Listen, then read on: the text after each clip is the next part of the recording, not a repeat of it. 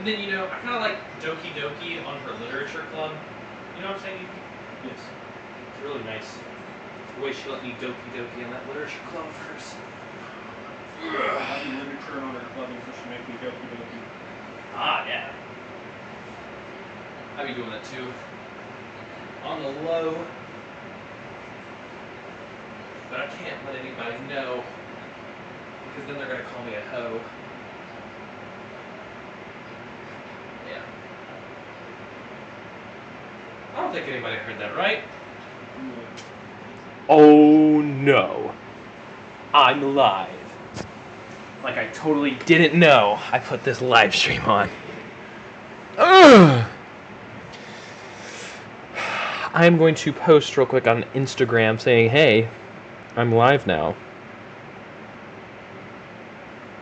And you're going to be all the victims. Because I love using y'all as victims. That sounds so weird. Okay, excuse me.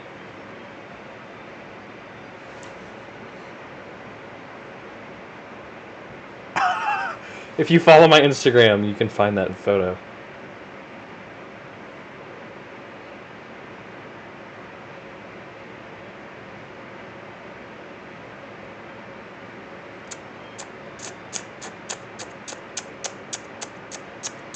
Alright, guys.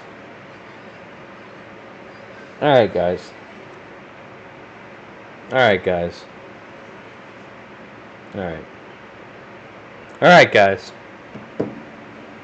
I need to stop saying that. What is up? It's time for some Doki Doki Literature Club. I have no idea what I'm getting myself into. We're about to find out soon.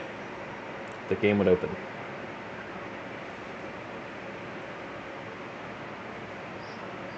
There's no sound, but I like dancing. Abracadabra. Okay, so... Oh, I posted. Sweet. Did it? Okay, it's up. And then Doki Doki Literature Club should... Well, there's your answer!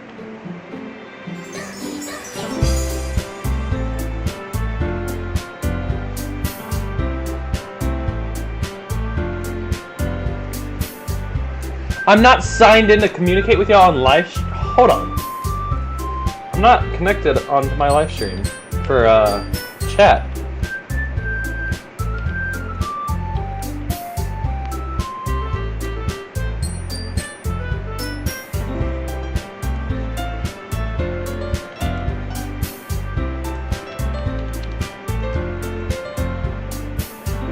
It's gonna tell me to open it on my phone. Music's so loud. Hold on.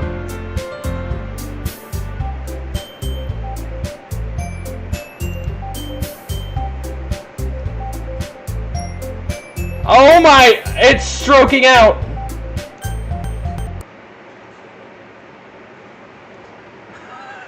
Okay. Doki Doki Literature just had a stroke.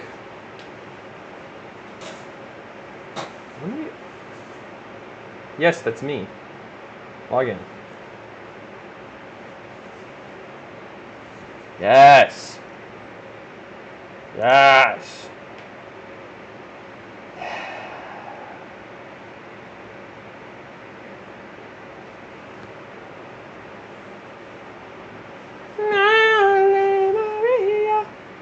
Select my main channel. Yes! I'm connected. Perfect. Ow. So I just found out that I can use my phone as a camera, guys. Will you Doki Doki at my literature club? I will Doki all over it. Yay! Alright, let's shrink this down so you have to see.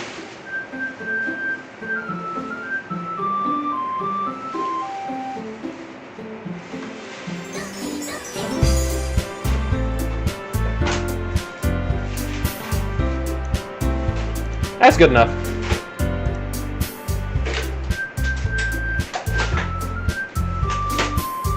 Oh my god! Why does it keep doing that?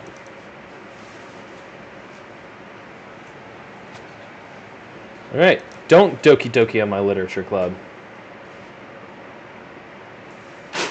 Jaden, stop sending me Instagram reels and come watch this live stream.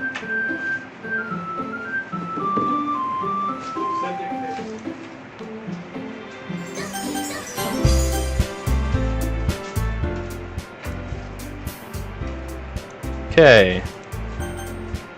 Why are you not appearing on that?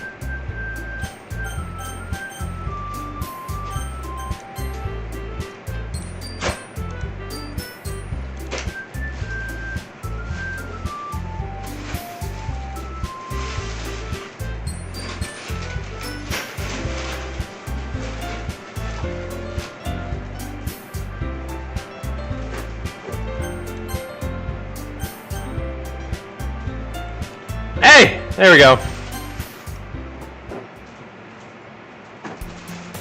What?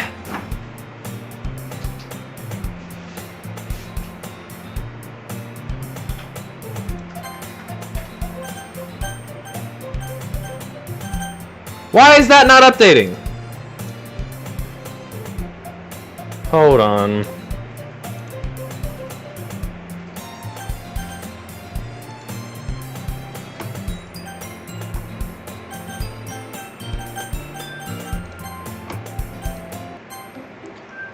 So, Doki Doki Literature Club is being weird.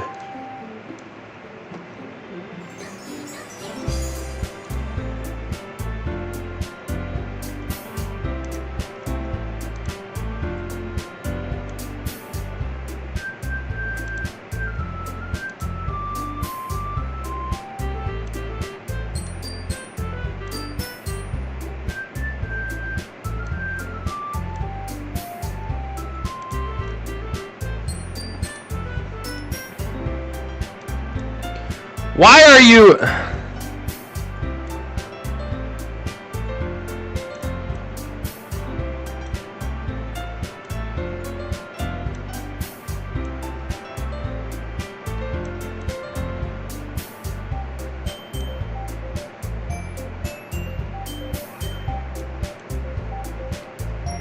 That works. This is such a weird situation. On that, it looks like it's full screen, which is fine. This, it's just going to be weird on my screen. I don't care. Settings doesn't have resolution, unfortunately. See? Sends it to that screen instead.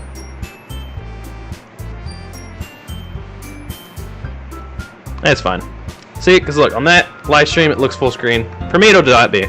But it don't matter. As long as the stream has it looking right, I'm good. Let's do this! New game. Hey. It's me. I need to turn on the sound. What lights are On. on? Yeah. Hey.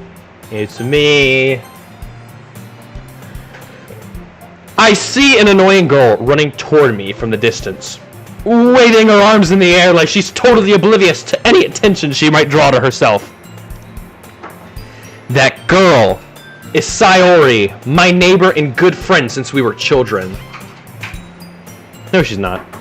You know, the kind of friend you'd never see yourself making today. But it just kind of works out because you've known each other for so long. No. I think I'm that friend. We used to walk to school together on days like this. But starting around high school, she would oversleep more and more frequently. And I would get tired of waiting up. Sounds like a you problem. But if she's gonna chase after me like this, I almost feel better off running away. However, I just sigh and idle in front of the crosswalk and let Sayori catch up to me. Ah! Ah! I overslept again! But I caught you this time. Maybe, but only because I decided to stop and wait for you. Ah! You say that like you were thinking about ignoring me. I was. That's mean, Hunter. I know. Well, if people stare at you for acting weird, then I don't want them to think we're a couple or something. Okay. Why would they think we're a couple? Fine, fine. But you did wait for me after all. I guess you don't have it in you to be mean even if you want to. Whatever you say, Sayori. We cross the street together and make our way to school. As we draw near, the streets become increasingly speckled with other students making their daily commute. By the way, Hunter, have you decided on a club to join yet? Hold on, I'm gonna have to do something a little differently.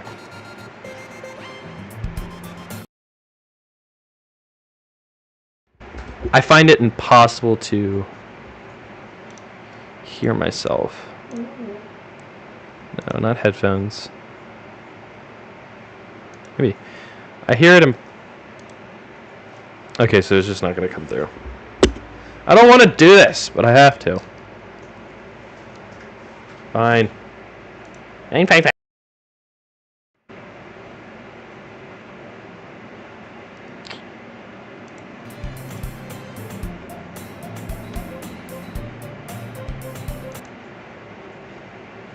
Where's my headphones?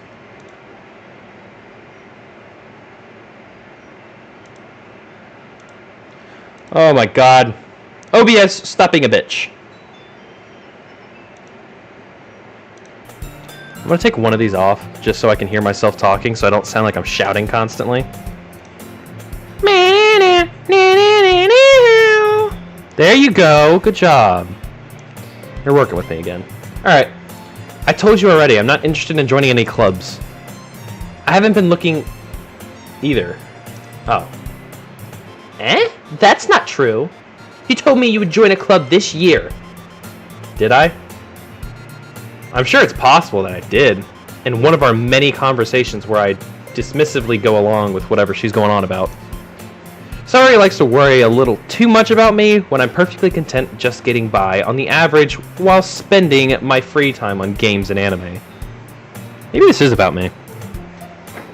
Uh-huh. I was talking about how I'm worried that you won't learn how to socialize or have any skills before college. Your happiness is really important to me, you know? Good for you. And I know you're happy now, but I die at the thought of you becoming a NEET in a few years because you're not used to the real world. What is a NEET? You trust me, right? No. Don't make me keep worrying about you. Alright, alright. I'll look at a few clubs if it makes you happy. No promises, though. Will you at least promise me you'll try a little? Yeah, I guess I promise I guess I'll promise you that. Yay!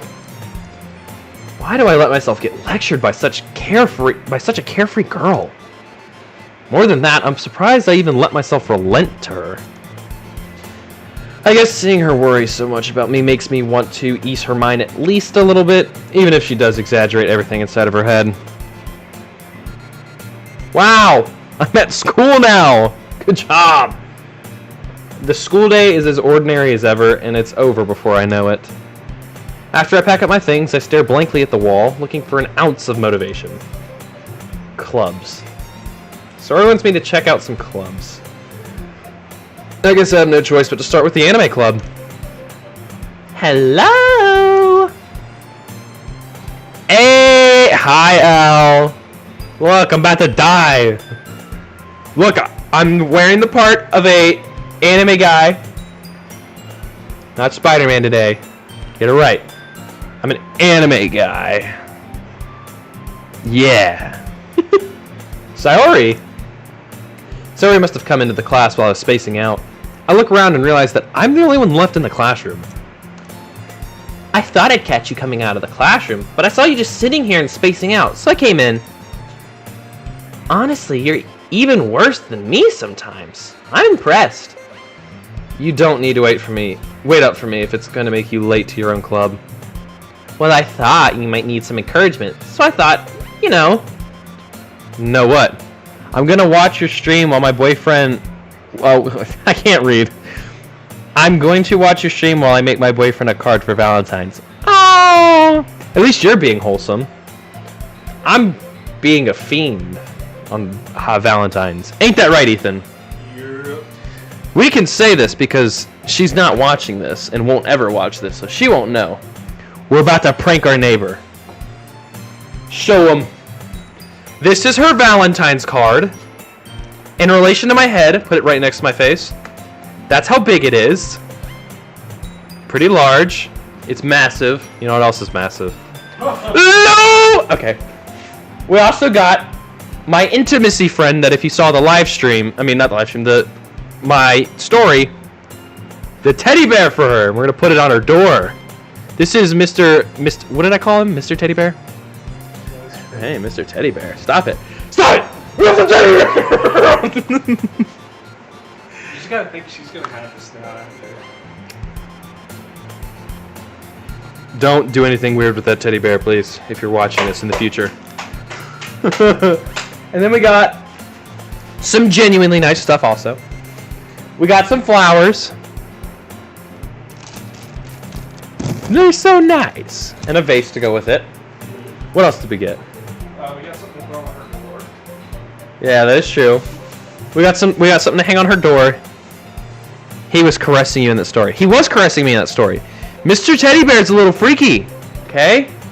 I told him that he can't be doing that on live TV because the missus follows me, and so she's gonna see what he's doing to me, and she's gonna be mad because she's cheating on him. I mean, he's cheating on her. Yes. Wait, no, we can't say that because that'll spoil the surprise for later. That's something for a later future YouTube video. We also got her some chocolates. Fancy. Fancy kind. Not the fancy kind. I was like, Not the too fancy kind. It was cheaper. $20. Yeah. Those are like expensive as fuck. Then we got something to put on her door. And then we got something for the door. So, we will be doing this at some point tomorrow morning before she wakes up. Because we don't want people messing with it. It's fancy stuff. So fancy. Alright, back to the story. Know what? Well, that you could come to my club. No. I asked you on Insta if my Mr. Oh, wait. I asked you on Insta if Mr. Teddy Bear was my new steppapa, but you never respond. That's because I was setting up this live stream. No, Mr. Teddy Bear is not your new steppapa. You don't have a steppapa yet. Yet. No, Mr. Teddy Bear is supposed to be a sneaky link, but Mr. Teddy Bear doesn't know what the word sneaky means. He just hears Link. Yeah, he just hears Link and he wants to fuck. Oh. So, anyway. I don't know why this girl wants me to go to her club. Sayori. Yeah? There is no way I'm going to your club. Meanie. Yeah, I don't fucking care.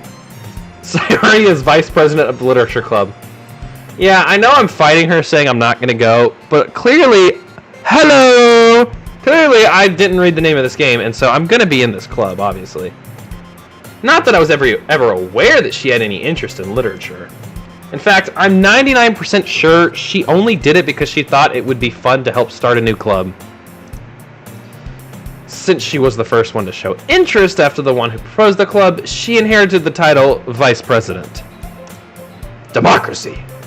That said, my interest in literature is guaranteed to be even less. Yeah, I'm going to the anime club. Come on, please. Why do you care so much anyway? Well, I kind of told the club yesterday I would bring in a new member. Great. And Natsuki made cupcakes and everything. Don't make promises you can't keep! I can't tell if Sayori is really that much of an airhead or if she's so cunning as to have planned all of this out. I let out a long sigh. Fine. I'll stop by for a cupcake, okay? Yes! Let's go! Fuck! How did I get myself into this? This is actually how I got inducted into a Christianity cult just the other week. That was bad. That out of context sounds terrible. It wasn't an actual cult. It just felt like one. They wanted me to be their child. Yeah, they wanted Ethan to be some random dude named Steve's child and stuff. And I kept trying. This woman kept trying to grope me, and I was like, "Stop it! Stop touching me! My body is a sanctuary, not to be groped by you." It's a temple meant for worship. Yes, by Sabrina Carpenter. Hopefully someday. And thus, today marks the day I sold my soul for a cupcake. That sounds like something I'd do. I dejectedly follow Sayori across the school and upstairs, a section of the school I rarely visit, being generally used for third-year classes and activities. Sayori, full of energy, swings open the classroom door. Oh, God. Everyone, the new member is here. I told you, don't call me a new member. Eh? I glance around the room. Girl 1, thanks for giving me the name. Welcome to the Literature Club. It's a pleasure meeting you. Sayori always says nice things about you. How the Seriously? You brought a boy? Way to kill the atmosphere. Ah, Hunter, what a nice... How the fuck does she know my name? Welcome to the club. All words escape me in this situation. This club? Oh my god. Is full of incredibly cute girls. Don't clip that. I don't think so. Oh god, what are you looking at? If you want to say something, say it. Sorry. Natsuki. The girl with the sour attitude whose name is apparently Natsuki is one I don't recognize. Her small figure makes me think she's probably a first year. She's also the one who makes cupcakes according to Sayori. You can just ignore her when she gets moody. Sayori says that quietly... Oh. I can't read. Sayori says that quietly into my ear, then turns back towards the other girls. Anyway, this is Natsuki, always full of energy. And this is Yuri, the smartest in the club. Don't say things like that. Yuri, who appears comparably more mature and timid, seems to have had a hard time keeping up with people like Sayori and Natsuki. Well, it's nice to meet both of you. And it sounds like you already know Monica, is that right? That's right. Why does Monica know me? It's great to see you again, Hunter. Monica smiles sweetly. Why is that? Okay, we do know each other. Well, we rarely talked, but we were in the same class last year. Monica was probably the most popular girl in class, smart, beautiful, athletic, basically completely out of my league. So having her smile at me so genuinely feels a little... You too, Monica. Come sit down, Hunter. We made room for you at the table, so you can sit next to me or Monica. I'll get the cupcakes. Hey, I made them. I'll get them. Sorry, I get a little too excited. Then how about I make some tea as well? No, I hate tea. The girls have a few desks arranged to form a table. As Sayori mentioned, it's been widened so that there is one space next to Monica and one space next to Sayori. Natsuki and Yuri walk over to the corners of the room where Natsuki grabs a wrapped tray and Yuri opens the closet. Still feeling awkward, I take a seat next to Sayori. Natsuki proudly marches back to the table, tray in hand. Okay, are you ready? No. Ta-da! Natsuki lifts the foil off the tray to reveal a dozen white fluffy cupcakes decorated to look like little cats. The fuck? The whiskers are drawn with icing and little pieces of chocolate were used to make ears. So cute! I had no idea you were so good at baking, Natsuki. Well, you know. Just hurry and take one. Sayori grabs the first one, then Monica. I follow. It's delicious! Sayori talks with her mouth full and has already managed to get icing on her face. Nice. I turn the cupcake around in my fingers, looking for the best angle to take a bite. Natsuki is quiet. I can't help but notice her sneaking glances in my direction. Is she waiting for me to take a bite? I finally bite down. The icing is sweet and full of flavor. I wonder if she made it herself. This is really good. Thank you, Natsuki. Why are you thanking me? It's not like I... Haven't I heard this somewhere before? Made them for you or anything. Huh? I thought you technically did. Sayori said... Well, maybe. But not for... You know... You, dummy. Alright. Uh-oh. This does not look good for me.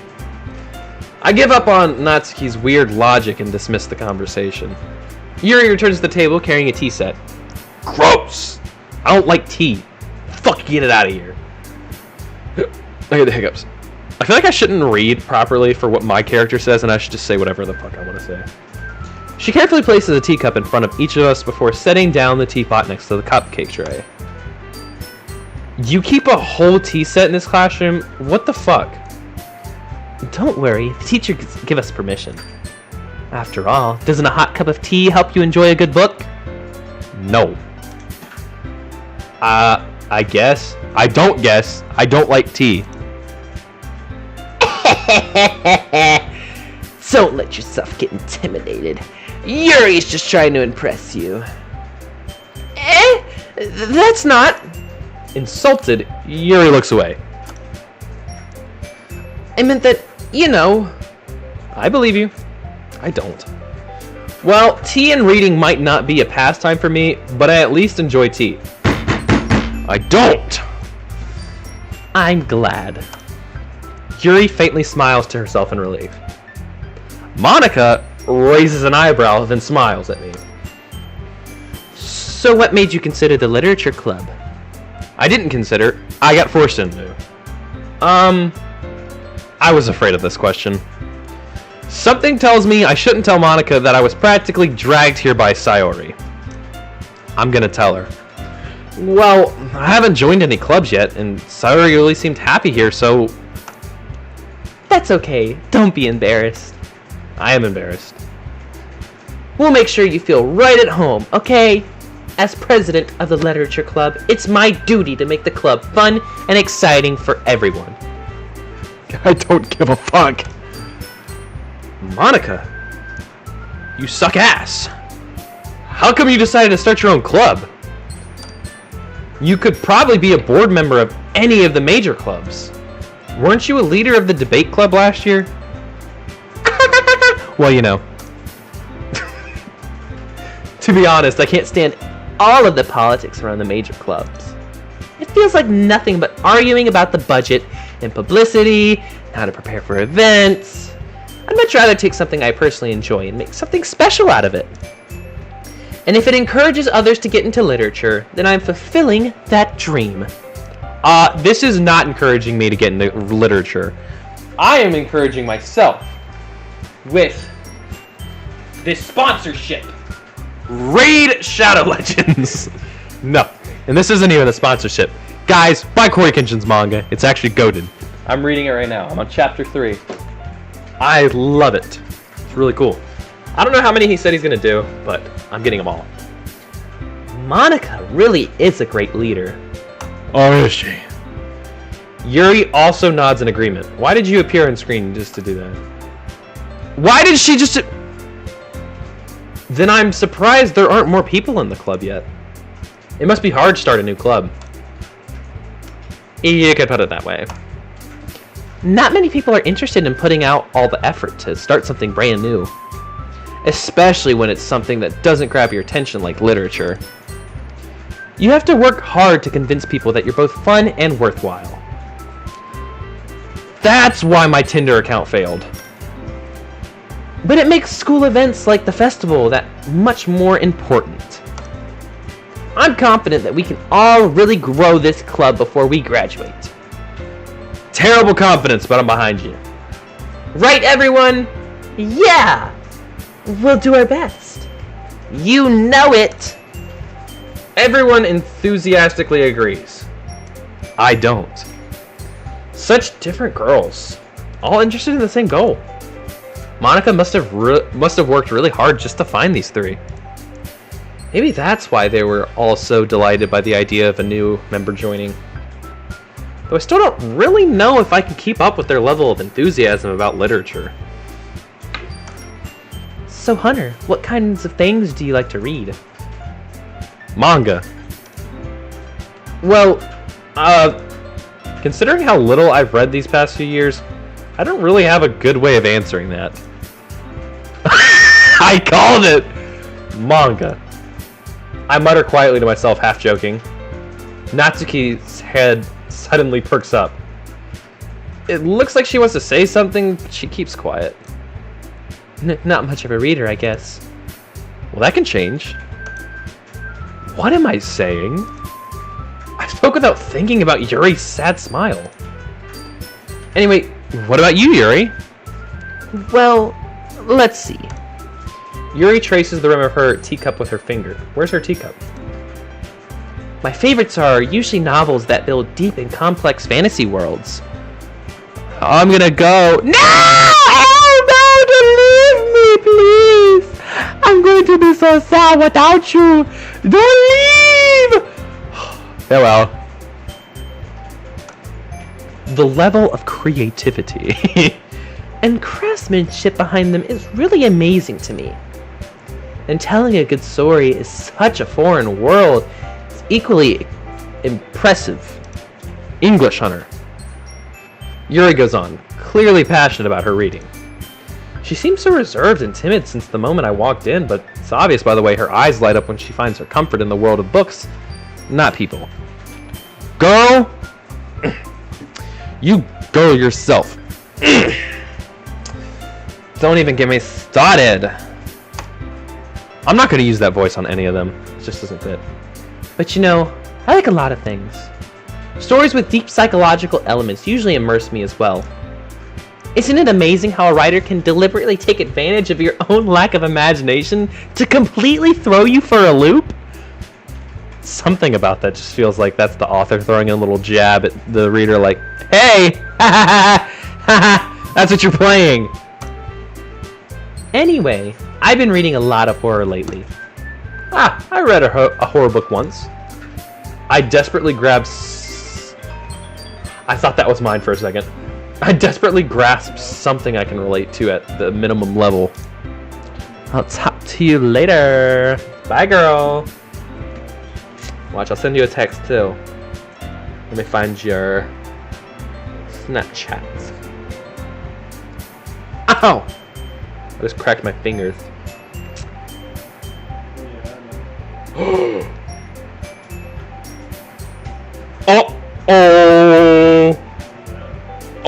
Oh, guys! Mrs. Teddy Bear found out about me and Mr. Teddy Bear. Oh!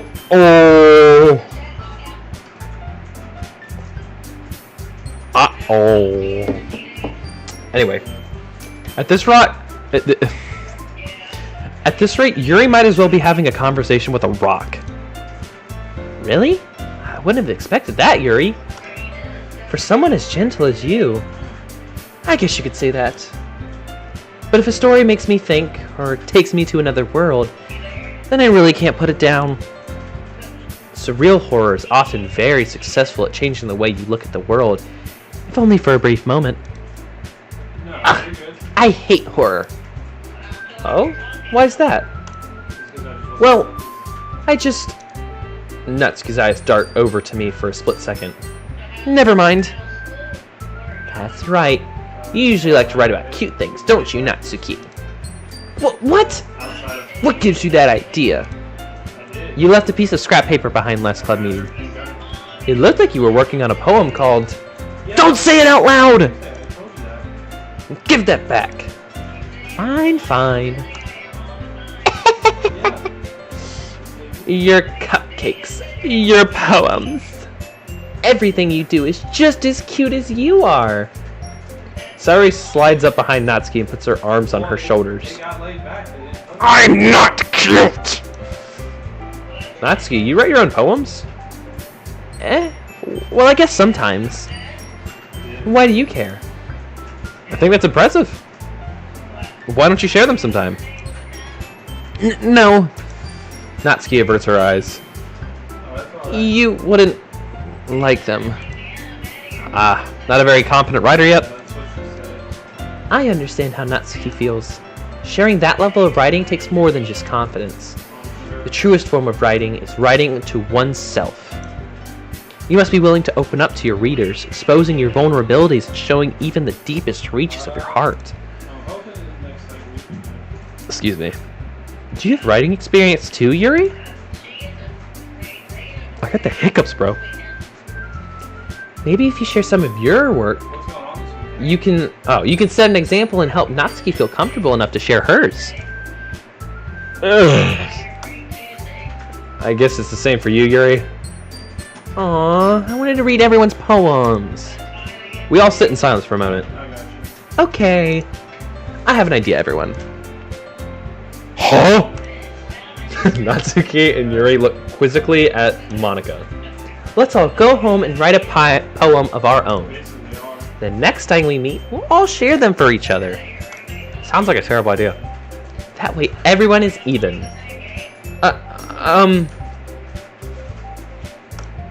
Yeah, let's do it. Plus, now that we have a new member, I think it will help us all get a little more comfortable with each other and strengthen the bond of our club. Isn't that right, Hunter? No! Sure. Monica smiles warmly at me once again. Hold on, there's still one problem. Eh? What's that? Now that we're back to the original topic of me joining the club, I bluntly come forth with what's been on my mind the entire time.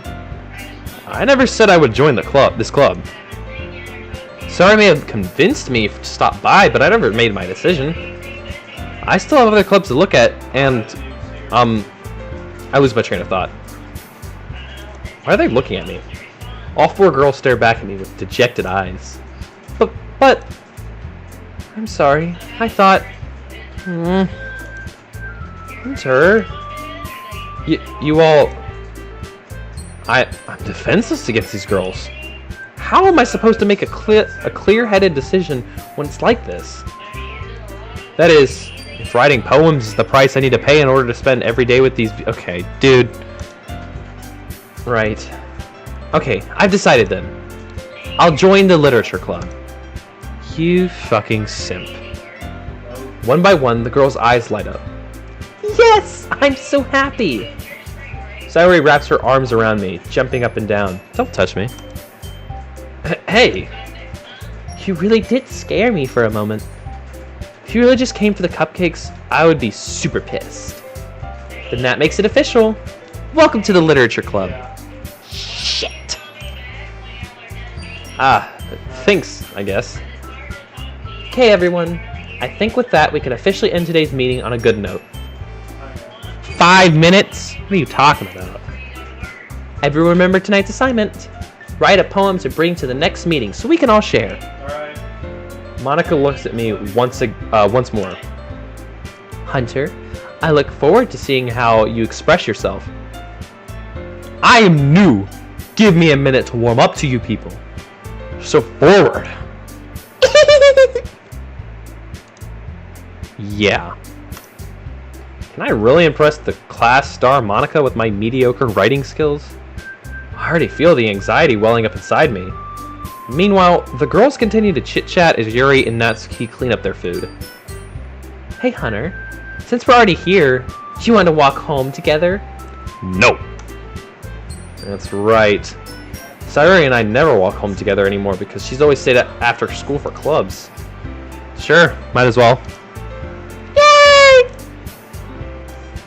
Oh, fuck. Now I gotta stick with this chick. With that, the two of us depart the club room and make our way home. The whole way, my mind wanders back and forth between the four girls. Sayori, Natsuki, Yuri, and of course, Monica. Will I really be happy spending every day after school in a literature club? Perhaps I'll have the chance to grow closer to one of these girls. Alright. I'll just need to make the most of my circumstances, and I'm sure good fortune will find me. And I guess that starts with writing a poem tonight. Please let me type it.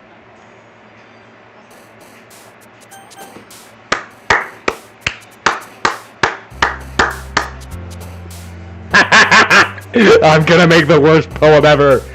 It's time to write a poem. Pick words you think your favorite club member will like. Something good might happen with whoever likes your poem the most. What? I can't write it myself.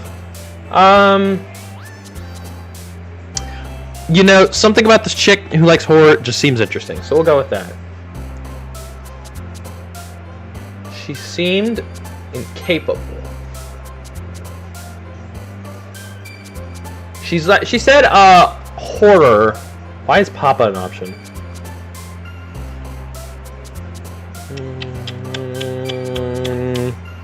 Guys, I have no idea what to do with this one. Psychological horror, and she said, what was the other one? Fantasy. Dazzle seems very fantasy.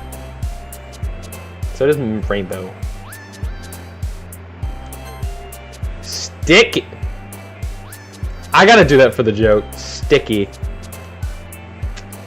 Hop, twirl, determination, loud, lipstick, bubbles, existence. That's a very good one.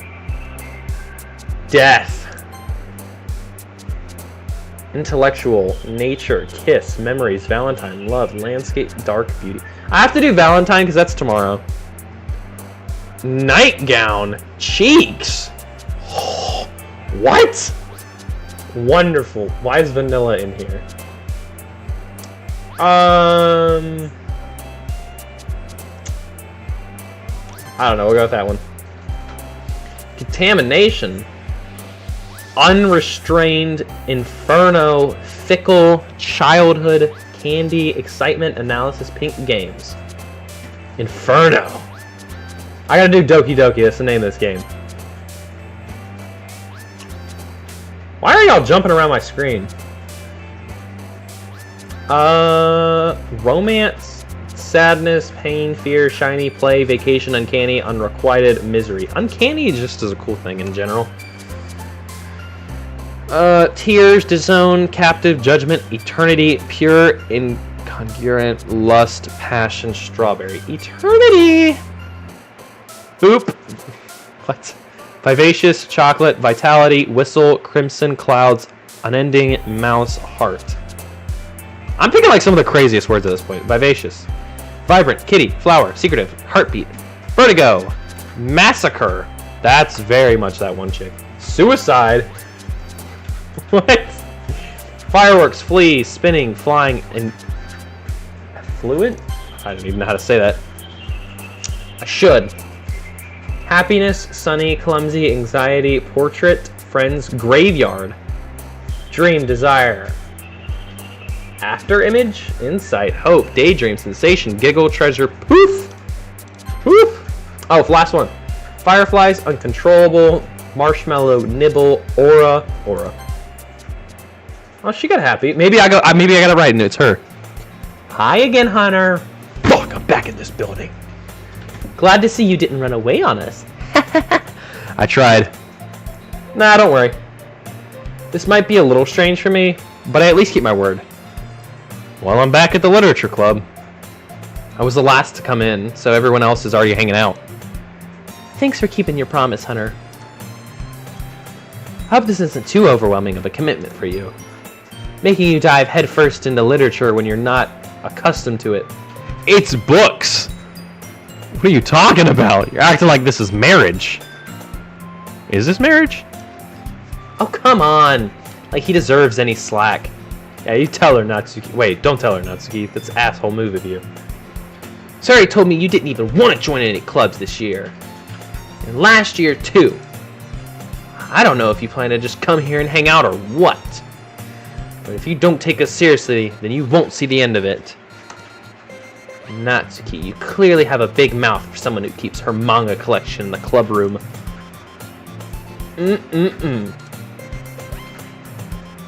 Natsuki finds herself stuck between saying Monica and manga. Oh, that was her. Manga is literature! Oh, shit. Yeah, it is. Where's my book?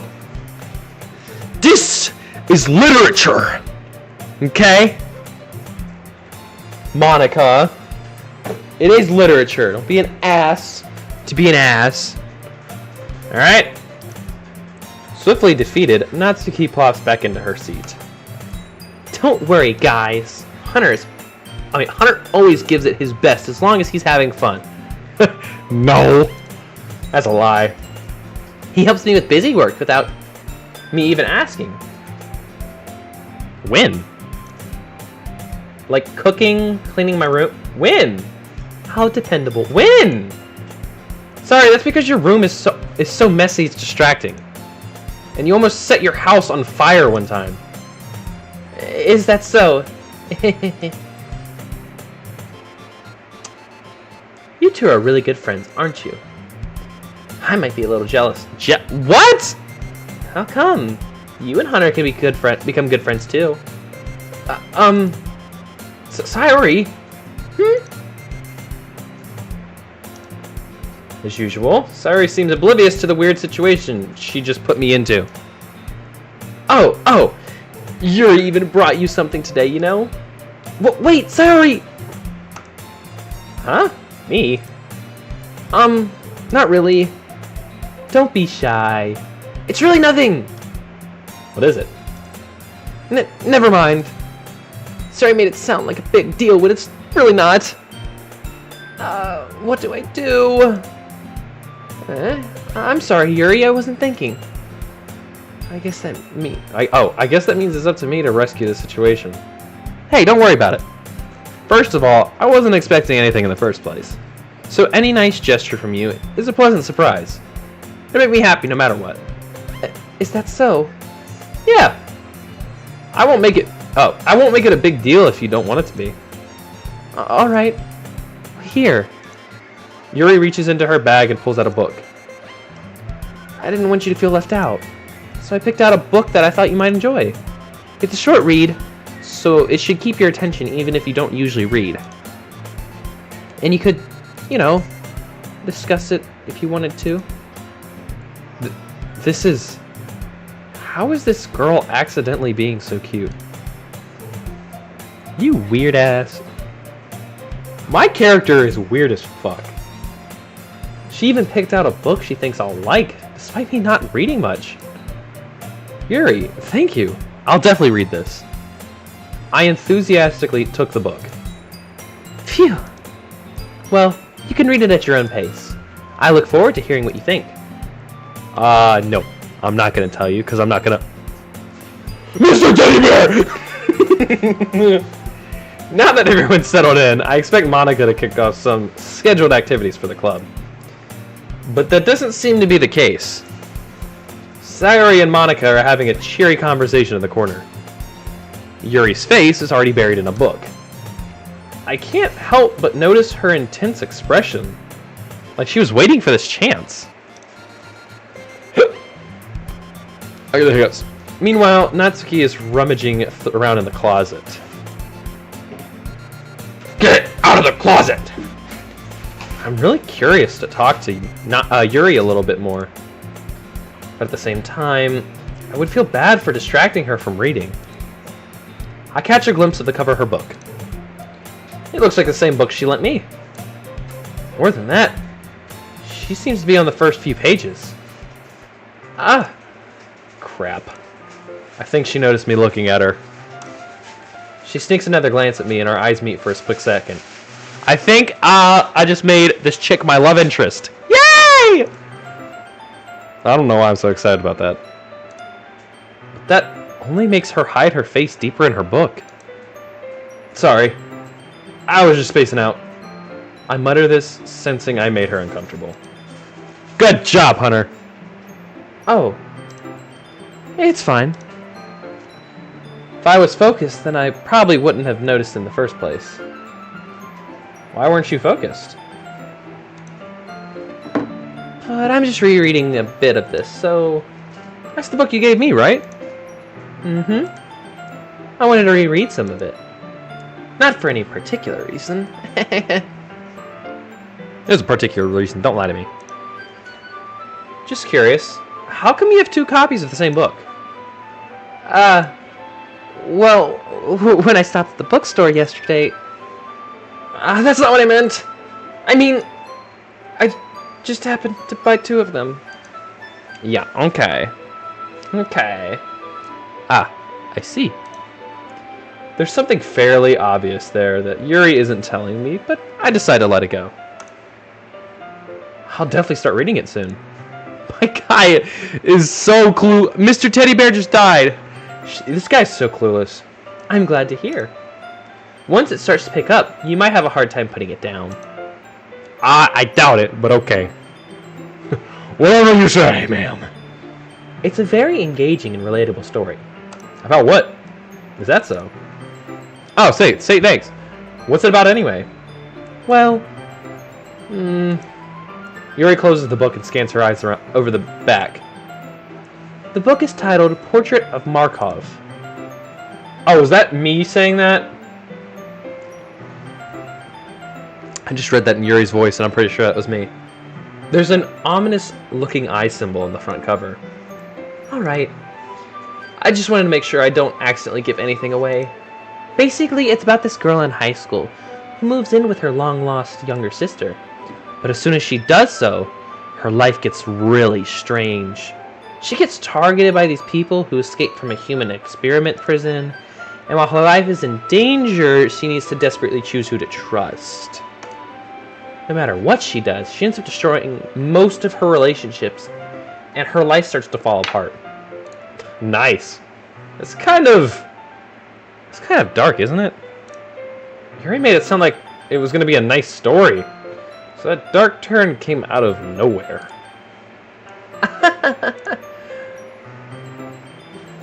Yuri gently giggles all of a sudden. I don't gently giggle. Are you not a fan of that sort of thing, Hunter? No, it's not that. I mean, I can definitely enjoy those kinds of stories, so don't worry. I hope so. Yeah, I totally forgot that Yuri is into those things. She's so shy and reclusive on the outside, but her mind seems to be completely different. I've met people like that. It's just that those kinds of stories, they challenge you to look at life from a strange new perspective.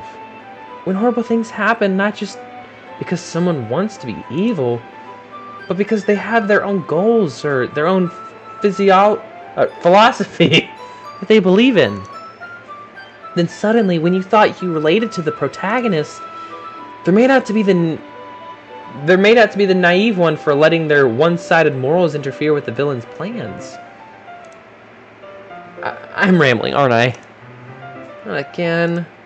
I'm so sorry. Hey, don't apologize. I haven't lost interest or anything. Well, I guess it's alright then. It's not. But I feel like I should let you know that I have this problem. When I let things like books and writing fill my thoughts, I kind of forget to pay attention to other people. So I'm sorry if I end up saying something strange. And please stop me if I start talking too much. I really don't think you need to worry. That just means you're passionate about reading. The least I can do is listen. It's a literature club, after all. Ah, well, that's true. In fact, I might as well get started reading it. Right? You don't have to. What are you saying? Just a moment ago, you said you were looking forward to it. Let me just get the book. I quickly retrieved the book that I had put into my bag. Alright. It's fine It's fine if I sit here, right? I slip into the seat next to Yuri's. This is wholesome. I don't know. People acted like this was terrifying. Yeah. Are you sure? You seem a little apprehensive. I'm sorry. It's not that I don't want you to. It's just something I'm not very used to. That is, reading in company with someone. I see. Well, just tell me if I end up distracting you or anything. Alright. I open the book and start the prologue. I soon understand what Yuri means about reading in company. It's as if I can feel her presence over my shoulder as I read. It's not a particularly bad thing. Maybe a little distracting, but the feeling is somewhat comforting. Yuri is in the corner of my eye. I realize that she's not actually looking at her own book. I glance over. It looks like she's reading from my book instead. Sorry. I was just... Yuri, you really apologize a lot, don't you? I do? I don't really mean to. Sorry. I mean... Here, this should work, right? I slide my desk until it's up against Yuri's, then hold my book more between the two of them. Ah, I suppose so. Yuri timidly closes her own copy. Once we each learn, I'm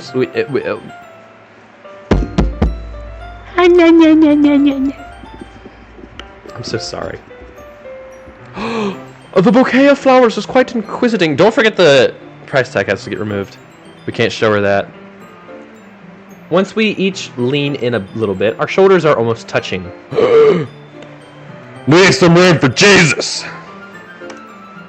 It feels like my left arm is in the way, so instead I use my right hand to open the book. Yeah, the right hand's more better to use stuff. Word of God, I can't speak! Ah, I guess that makes it kind of difficult to turn the page. Here. Oh my God! That voice crack. We won't talk about that. Yuri takes her left arm and holds the left side of the book between her thumb and her forefinger. No, she's not! This is... Forefinger is the pointer finger, if I'm...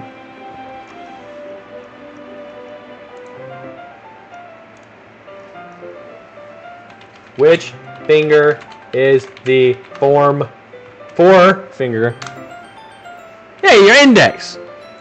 She is not, like this game claims, holding it... Where's my book? She takes her left arm and holds the left side of the book between her thumb and forefinger. That would be like this. That is holding the left side of the book between your left thumb and forefinger. What she's doing is this. That is between her forefinger and her thumb, and the rest of her fucking hand on the back. You imbeciles! Alright. I don't know why I just ranted about that. I do the same with my right arm on the right side of the book. No, I'm not! We're gonna do it again. If I were to be doing the same, holding it between my index or forefinger and my thumb, that would be like this. Like this. What I'm doing is I'm fucking manhandling the book. Oh my God, I don't know if y'all can see that. I didn't even see that. That way, I turn a page and Yuri slides it under her thumb after it flips to her side. Why did Google just open up? But in holding it like this, we're huddled even closer together than before. Where's the others? They're actually kind of distracting me. Women, being as close to them, it just does something to me. It's as if I can feel the warmth of Yuri's face, and she's in the corner of my vision. Are you ready? To turn the page. Sorry. I think I got a bit distracted for a second. I glance over at Yuri's face, and our eyes meet. We're gonna kiss. I don't know if I'm... I don't know how I'll be able to keep up with her. Oh, she's she's actually looking at me. I didn't even notice that. That's okay. You're not as used to reading, right? I don't mind being patient if it takes you a little longer. It's probably the least I can do, since you've been so patient with me. Yeah. Thanks. We continue reading. Yuri no longer asks me if I'm ready to turn the page. Instead, I just assume that she finishes the page before me, so I turn it by my own violation. That was a wild way of saying that. We continue the first chapter in silence. Even so, turning each page almost feels like an intimate exchange.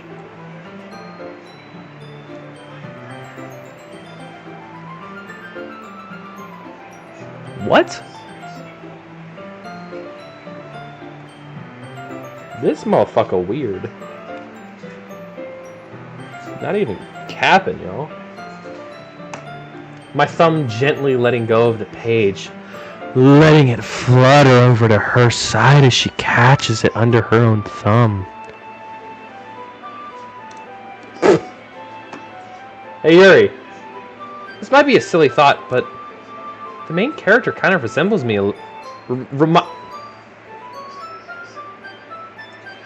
the main character kind of reminds me of you a little bit. You think so? How does she? Well, I guess she's more blunt in a lot of ways. But she also second guesses all the things that she says and does. Like she's afraid that she'll do something wrong. It's not like I can see into your head or anything, but they're kind of reminiscent of some of your mannerisms. I see.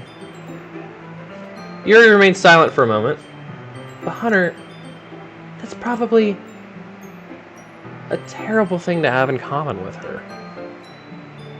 That's so embarrassing that you think that. Well, wait! I didn't mean it in a bad way or anything. I did.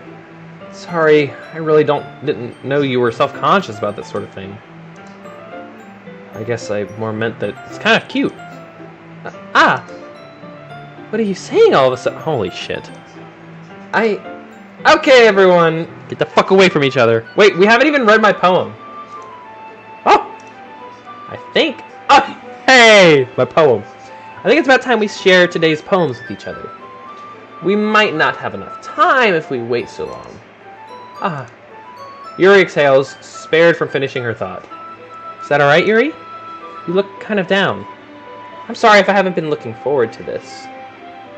Oh, if you haven't been looking forward to this. It's not... It's fine. Yuri releases her hand from the book, causing it to close on top of my thumb. I want to recreate that now. She releases it. Anyway. Alright. I guess I'll do some more reading tonight. Or would you prefer I only read with you? Alright, you flirt. I guess I don't have too much of a preference either way. I want you to do it with me. In that case, I'll read a little more tonight. It'll be more fun to read with you after it picks up a bit, you know? That's good reasoning. In that case, feel free to finish the first 2 chapters in your own time. Alright. I stand up. I make a mental note of where I left off in the book, and then slip it back into my bag. By the way, did you remember to write a poem last night? Yeah, it involved me putting 20 words together to see who would be down with whatever words I randomly picked. One of them was sticky. Yeah, my relaxation ends. I can't believe I agreed to do something so embarrassing. I couldn't really find much inspiration since I've never really done this before, and I was just picking random ass letters. Well, now that everyone's ready, why don't you find someone to share with? I can't wait! We don't have enough people to share. We need to all do a big group one because we have 5 people. Somebody's getting left out. Sayori and Monica enthusiastically pull out their poems. Sayori's is on a wrinkled sheet of loose leaf torn from a spiral notebook. Makes sense. Ugh, my ear itches. On the other hand, Monica wrote hers in a composition notebook. I can already see Monica's pristine handwriting from where I sit. Natsuki and Yuri reluctantly comply as well, reaching into their own bags. I do the same myself.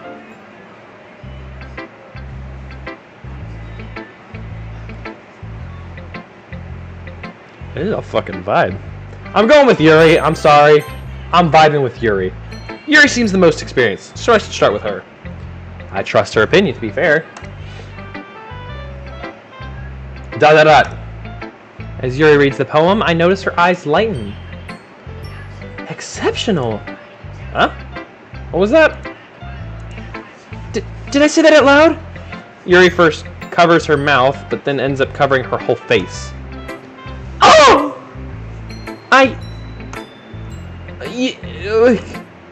He's gonna hate me. You really didn't do anything wrong, Yuri. That's... I guess you're right. What am I getting so nervous for? Yuri takes a breath. So, what kind of writing experience do you have? None! Actually, Yuri, there's this book I wrote years ago, and it sucks ass. And I read it in a live stream the first couple pages. You should listen to it, Yuri! You should not. Your use of imagery and metaphors indicate you've written a lot of poetry before. No, I don't. Really? Wow, that's a huge compliment coming from you. This is actually my first time, really. Is that a double entendre? Huh? Yuri stares at me blankly, then looks at my poem again. ... Well, I know that. I just meant... Yuri trails off, unable to find an excuse. She traces her finger along the words in the poem, as if breaking it down more thoroughly. Yeah. Okay. This is the reason I was able to tell. It's just that there are specific writing habits that are usually typical of new writers. And having been through that myself, I kind of learned to pick up on them. I think the most noticeable thing I recognize in new writers is that they try to make their style very deliberate. In other words, they tend to pick a writing style separate from the topic matter, and they form-fit the two together. The end result is that both the style and the expressiveness are weakened. Are you insulting me now? I thought you... I don't vibe with you anymore, Yuri. I don't take this creative criticism. I asked for you to read my poem and say you like it. Jesus! Be nice to me! Once Yuri finds her train of thought, it's as if her demeanor totally changes. Her stammering is completely gone, and she sounds like an expert. Of course, that's not something you can be blamed for. There are so many different skills and techniques that go into writing even a simple poem. Not just finding them and building them, but getting them to work together is probably the most challenging part. It might take you some time, but it all comes with practice and learning by example and trying new things. I also hope that everyone else in the club gives you valuable feedback. Natsuki could be pretty biased, though. Biased? How? Well, never mind. I shouldn't be talking about people like that. Sorry. It's fine. I'm not sure if Yuri is apologizing to herself, to me, or to Natsuki. Do you mind if I read your poem now? Please do. I'd love to share my thought process behind it. Yuri smiles dreamily, as if that's a rare opportunity for her, which itself is kind of funny. After all, isn't this supposed to be literature club?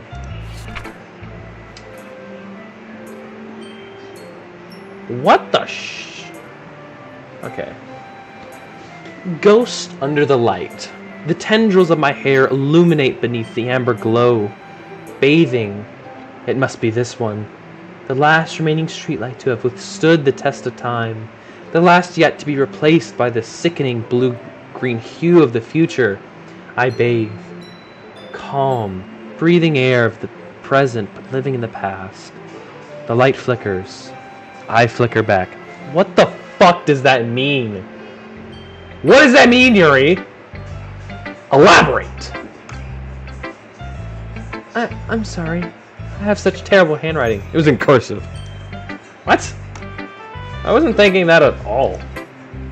But it took you a long time to read. It's because I'm stupid. Well, I just don't read script very often. I actually think your handwriting is pretty. I have Venom's tongue, by the way. That's a relief. Also, I like the poem. Even though it's short, it was really descriptive. Was it too short? I usually write longer poems. Not at all. I'm really glad you like it. I'll be honest. Since it's our first time sharing, I wanted to write something a little more mild. Mild? What the fuck do you normally write? Something easy to digest, I suppose. She writes smut. Smut! Are you into ghosts, Yuri? Actually, the story isn't about a ghost at all, Hunter. You fucking idiot. Really? I must have totally missed the point. Clearly I did too. Well, I suppose you did only glance over it after all. But remember that poets often express their own thoughts, feelings, and experiences in their world. They usually do more than tell a simple story or paint a picture. In that case, perhaps the subject of the poem is only being symbolically compared to a ghost, lingering in her last remaining place of comfort, unable to let go of the past, and soon to be left with nothing. That's a lot more solemn putting it that way. I hadn't even thought of that. That's impressive. It's nothing, really. Yours was impressive too, so... Nah. If anything, I could probably learn a thing or two from you. You think so? Yeah, of course. Ah. You know, I was really nervous about doing all this. But in the end, I enjoyed it. I'm going to keep doing my best for you, Hunter. What? Me too. What? Who should I show my poem to next? Sayori? Fuck you. You're going last. I just want to be a dickhead to you. Who did... right clicking just removes everything. Here, take this thumbnail. This looks amazing. Look at this. Thumbnail. Natsuki. Short devil. Well, it's about what I expected from someone like you. Maybe I should have not fucking shared it with you. It's a little blunt. Well, excuse me. It's not like I said it was bad. It just didn't invoke any emotions. So basically, it's not cute enough for your tastes. Do you want to get smacked? I'll pass. Sigh. Well, anyway, I guess I need to show you mine. Not that you'll like it.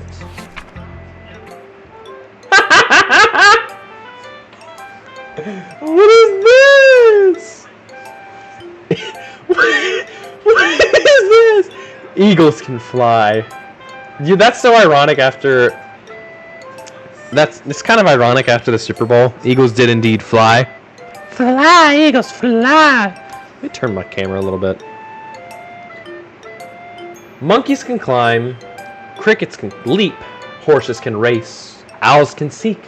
Cheetahs can run. Eagles can fly. People can try, but that's about it. Yeah.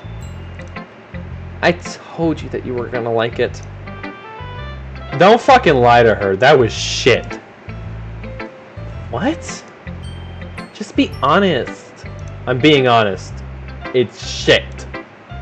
Why are you so convinced that I wouldn't... Oh, why are you so convinced I wouldn't like it?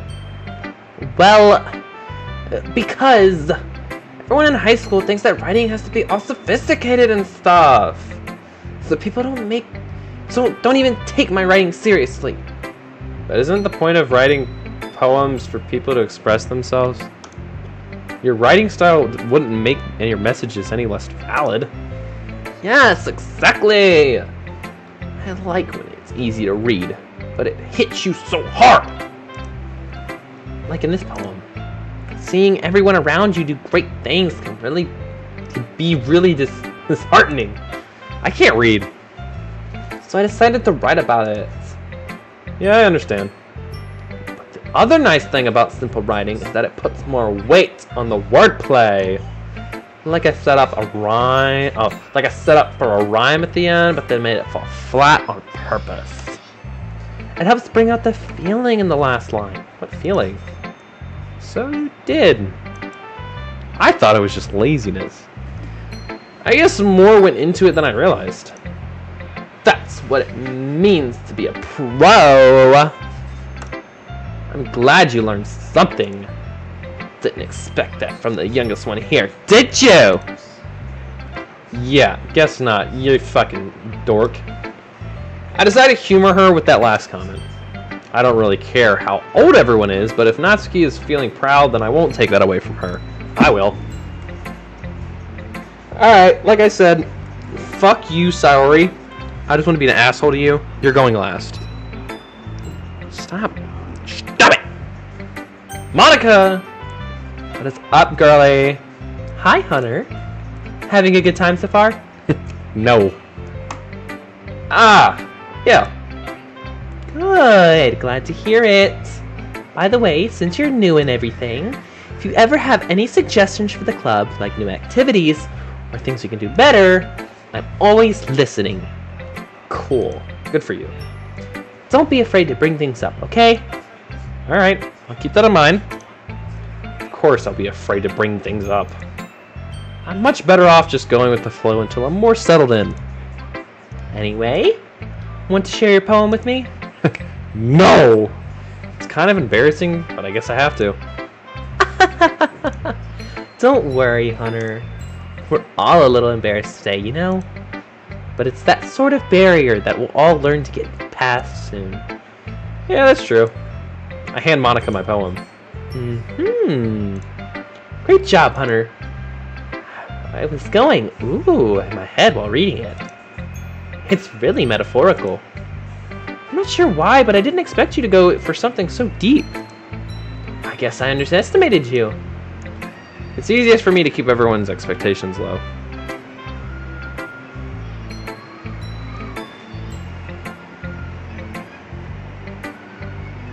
You know, I was joking earlier that this guy's like me, but not. Now he's more like me. I love keeping everyone's expectations of me low because then when I finally do something normal for myself, it's so surprising. Like when I actually show that I'm not some dumbass and I say something smart because I technically am pretty smart. It surprises people. So, yeah, I love keeping everyone's expectations low because when you do that, life is really easy. I learned that. So I just roll with the flow. Yeah, see? That way it always counts when I put in some effort. That's not very fair. Well, I guess it worked anyway. You know that Yuri likes this kind of writing, right? I did it! I got it right. Yuri likes this writing. Writing that's full of imagery and symbolism. Yeah, I did it. Unlike Saori, who likes using simple and direct words to describe happiness and sadness. Yuri likes it when readers are left to derive their own meanings out of it. It's very challenging to write like that effectively. Both allowing people to get something out of it just by feet, or letting them deeply analyze all of the nuances. It could take years of practice while I'm assuming Yuri has it at this point. I never really asked though. I'm sure I'm nowhere near her level yet. Oh, shit. I thought I was reading as Yuri and Monica this entire time. That was me. Don't worry so much about that. You do your own thing. Yeah, like Miles Morales. I'm gonna do my own thing. Hold on. I kind of want to put this on this so I can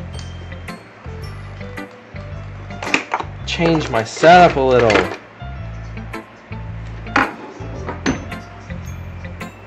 Alright, we're gonna take this off.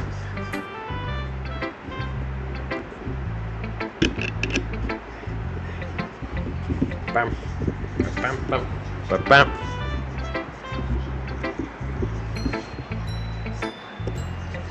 Un momento, I'm about to mute myself.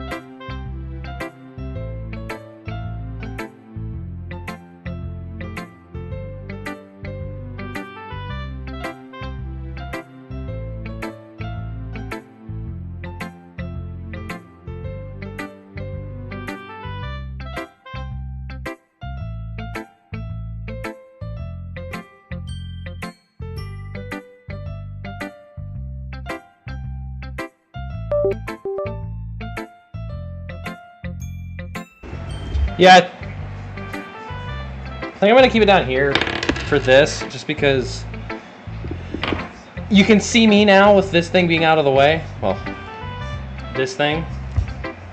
Damn, that shoots up fast. Go back there.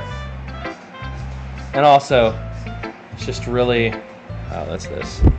It's just really nice. And really close and, yeah. All right, let's do this. You do your own thing. Just keep exploring and learn by trying new things. Cool. I'm sure I'll end up trying different things a lot. It could take a while before I feel comfortable doing this. That's okay. I'd love to see you try new things. That's the best way to find the kind of style that suits you. Everyone else might be a little bit biased towards their own kinds of styles, but I'll always help you find what suits you the most. So don't force yourself to write the way everyone else wants you to write. It's not like you have to worry about impressing them or anything.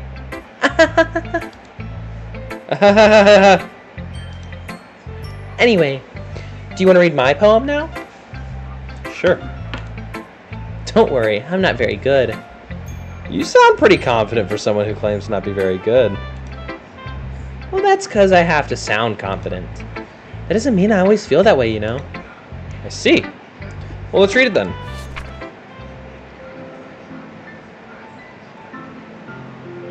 Wow, that's a lot of writing.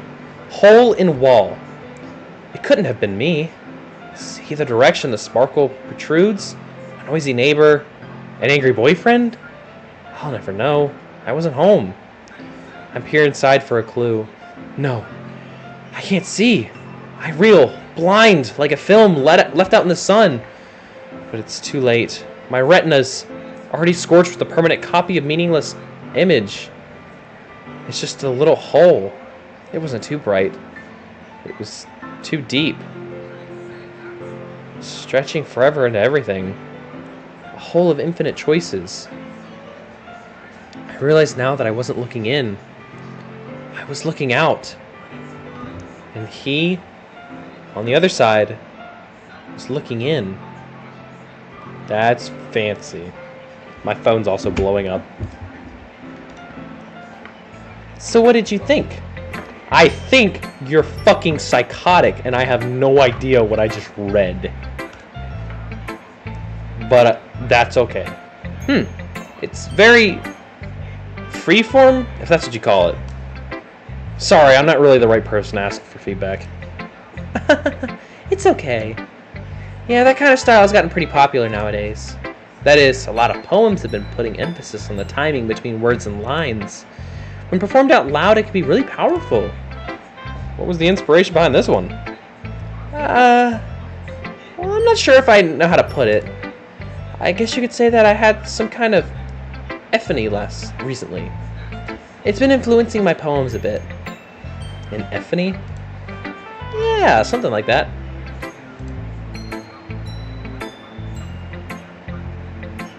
I think I said that wrong, but I don't care. Epiphany! Hunter! Epiphany! Epiphany! Jesus. I can't read. It said epiphany. I'm kind of nervous to talk about deep stuff like that, because it's kind of coming on strongly. Maybe after everyone is better friends with each other. Anyway, here's Monica's writing tip of the day. Sometimes when you're writing a poem or a story, your brain gets too fixated on a specific point. If you try so hard to make it perfect, then you'll never make any progress. Just force yourself to get something down on the paper and tidy it up later. Another way to think about it is this. If you keep your pen in the same spot for too long, you'll just get a big dark puddle of ink. So just move your hand and go with the flow. That's my advice for today. Thanks for listening. Cool. Alright, sorry. ...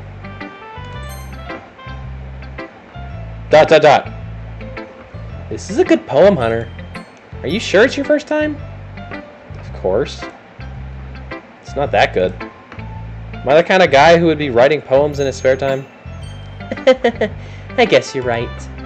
But But that's why it impressed me. Well, to be honest, I was afraid you wouldn't do it seriously. Or that you wouldn't write one at all. I'm really happy just that you wrote one. It just reminds me of how you're really a part of the club now. Not to mention the fact that I'm standing in front of you in the club room. Well, of course. Not really into it yet, but that doesn't mean I'll break my promise. See? It's like I said before, Hunter. Deep down, you're not selfish at all, you know? I am. Trying new things like this is for other people. That's something that only really good people do. Well, sucks to be you. I'm only doing this just because you guilt-tripped me. Thanks, Sayori. Not sure if Sayori sees the full picture of my motive here. And again, I can't deny that she's part of the reason I joined.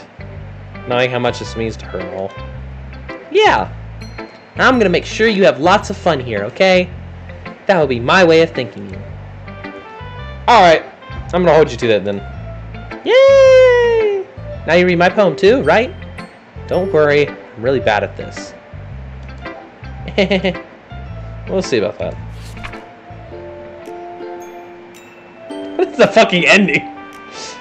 Dear Sunshine, the way you glow through my blinds in the morning, it makes me feel like you missed me. Kissing my forehead to help me out of bed, making me rub the sleepy from my eyes. Are you asking me to come out and play? Are you trusting me to wish away a rainy day? I look above. The sky is blue. It's a secret, but I trust you. Oh, trust you too. Shit. If it wasn't for you, I could sleep forever. But I'm not mad. I want breakfast. Sorry. What the fuck was that ending? This is just a guess, but did you wait until this morning to write this? No! Just a little bit. You can't answer just a little bit to a yes or no question. I forgot to do it last night. Well, at least that makes me feel a little better about myself. Don't be mean. I still try my best. Aha. Yeah. I didn't mean to say that it was a bad poem. I meant to say it was a shitty one. It came out nice, or how should I put it? It just sounds like you. Really? Yeah. Especially that last line. I made eggs and toast. Even though you were late to school? It's bad to skip breakfast. I get all cranky. Well, I guess there's no point in arguing. Anyway, thanks for showing me. This was so much fun. Monica's the best. No, she's not. Aha, yeah. But next time, I won't forget. I'm gonna write the best poem ever. Well, I guess I look forward to it. I don't. Whew! I guess that's everyone. I glance around the room. That was a little more stressful than I anticipated. It's as if everyone is judging me for my mediocre writing abilities. Even if they're being nice, there's no way my poem can stand up against theirs. Stand up to theirs. Shit. This is a literature club after all. I sigh. I guess that's what I ended up getting myself into. Across the room, Sayori and Monica are happily chatting. My eyes land on Yuri and Natsuki. They gingerly exchange sheets of paper, sharing their respective poems. As they read in tandem, I watch each of their expressions change. Natsuki's eyebrows furrow in frustration. Meanwhile, Yuri smiles sadly. What's with this language? Eh? Did you say something? Oh, it's nothing. Natsuki dismissively returns the poem to the desk with one hand. I guess you could say it's fancy. Ah, thanks. Yours is cute. Cute? Did you completely miss the symbolism or something? It's clearly about the feelings of giving up. How can that be cute? I know that. I just meant the language, I guess. I was trying to say something nice. You mean you have to try that hard to come up with something nice to say? Thanks, but it really didn't come out nice at all. Well, I do have a couple suggestions. If I was looking for suggestions, I would have asked someone who actually liked it. Which people did, by the way. Sayori liked it. And Hunter did too. No, he didn't. So based on that, I'll gladly give you some suggestions of my own. First of all, excuse me. I appreciate the offer, but I've spent a lot of time establishing my writing style. I don't expect it to change anytime soon, unless of course I come across something particularly inspiring. Which I haven't yet. What were you gonna say there? You can't say that word. And Hunter likes my poem too, you know. He even told me he was impressed by it. Natsuki suddenly stands up. Oh? I didn't realize you were so invested in trying to impress our new member, Yuri. That's not what I... You're just... Yuri stands up as well. Maybe you're just jealous that Hunter appreciates my advice more than he appreciated yours. Huh? How do you know he didn't appreciate my advice more? Are you that full of yourself? No. If I was full of myself, I would deliberately go out of my way to make everything I do overly cutesy. Ooh. Is everyone okay? You know what? I wasn't the one whose boobs magically grew a size bigger as soon as Hunter started showing up. Natsuki? Natsuki, that's a little... This doesn't involve you! I don't like fighting, guys! Suddenly, both girls turned towards me as if they just noticed I was standing there. Hunter! She's just trying to make me look bad. That's not true. She started it. If she could get over herself and learn to appreciate that simple writing is more effective, then this wouldn't have happened in the first place. What's the point of making your poems all convoluted for no reason? The meaning should just jump out at the reader, not force them to have to figure it out. Help me explain that to her, Hunter. But wait, there's a reason we have so many deep and expressive words in our language. It's the only way to convey complex feelings and meanings the most effectively. And avoiding them is not only unnecessarily limiting yourself, it's also a waste. You understand that, right, Hunter? I think you're both lunatics. I'm out of here. Well... How did I get dragged into this in the first place? It's not like I know anything about writing. But whomever I agree with, they'll probably think more highly of me. I'm going... Help me, Sayori. Bro, I'm going with Yuri. Fuck you, Natsuki. Natsuki, you're right that I liked your poem. See? Wait. It's not an excuse for you to be so mean. You shouldn't pick a fight just because someone's opinion is different. That's not what happened at all. Yuri wouldn't even take up my poem seriously. I understand. Yuri? You're a seriously talented writer. It's no secret that I was impressed. Well, that's... But here's the thing. No. Can I go back? I thought I was agreeing with Yuri.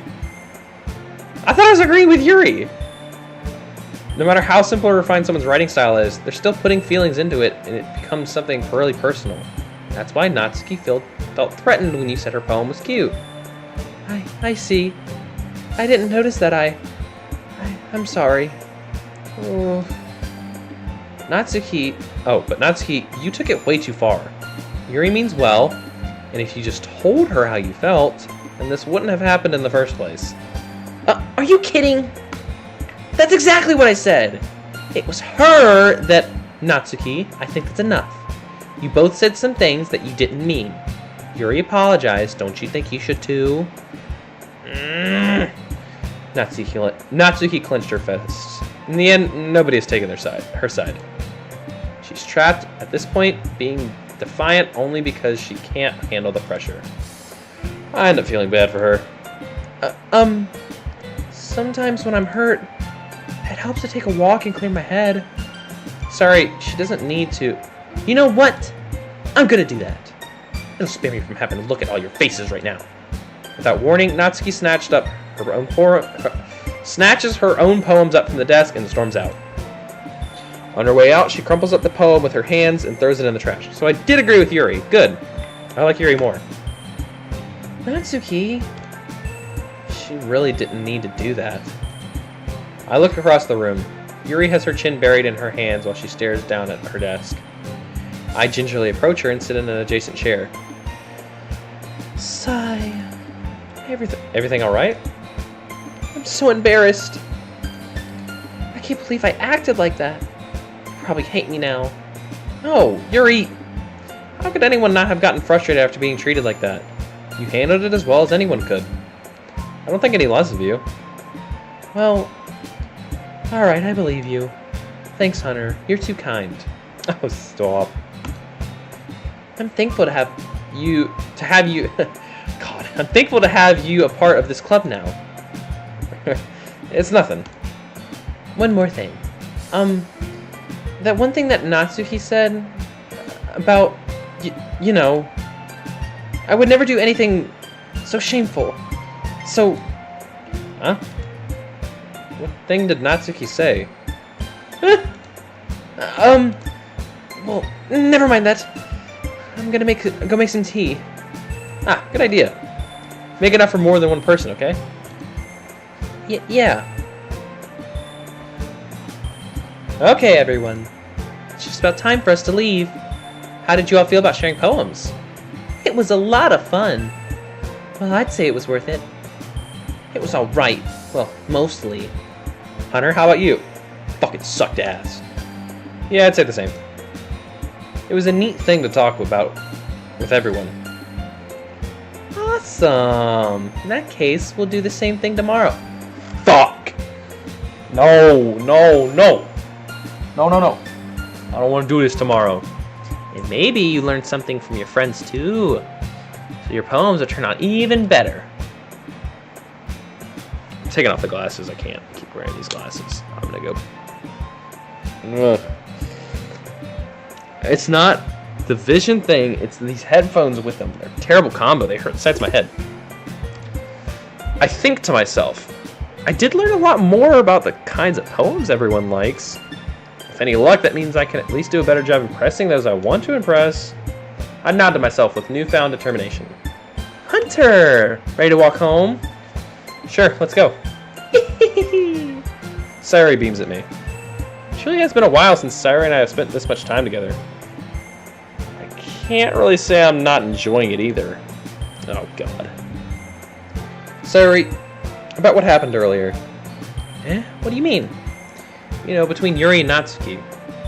Does that kind of thing happen often? No. It's really the first time I've seen them fight like that. I promise they're both wonderful people. You don't hate them, do you? No, I don't hate them. I just wanted your opinion, that's all. I can see why they'd make good friends with you. Phew.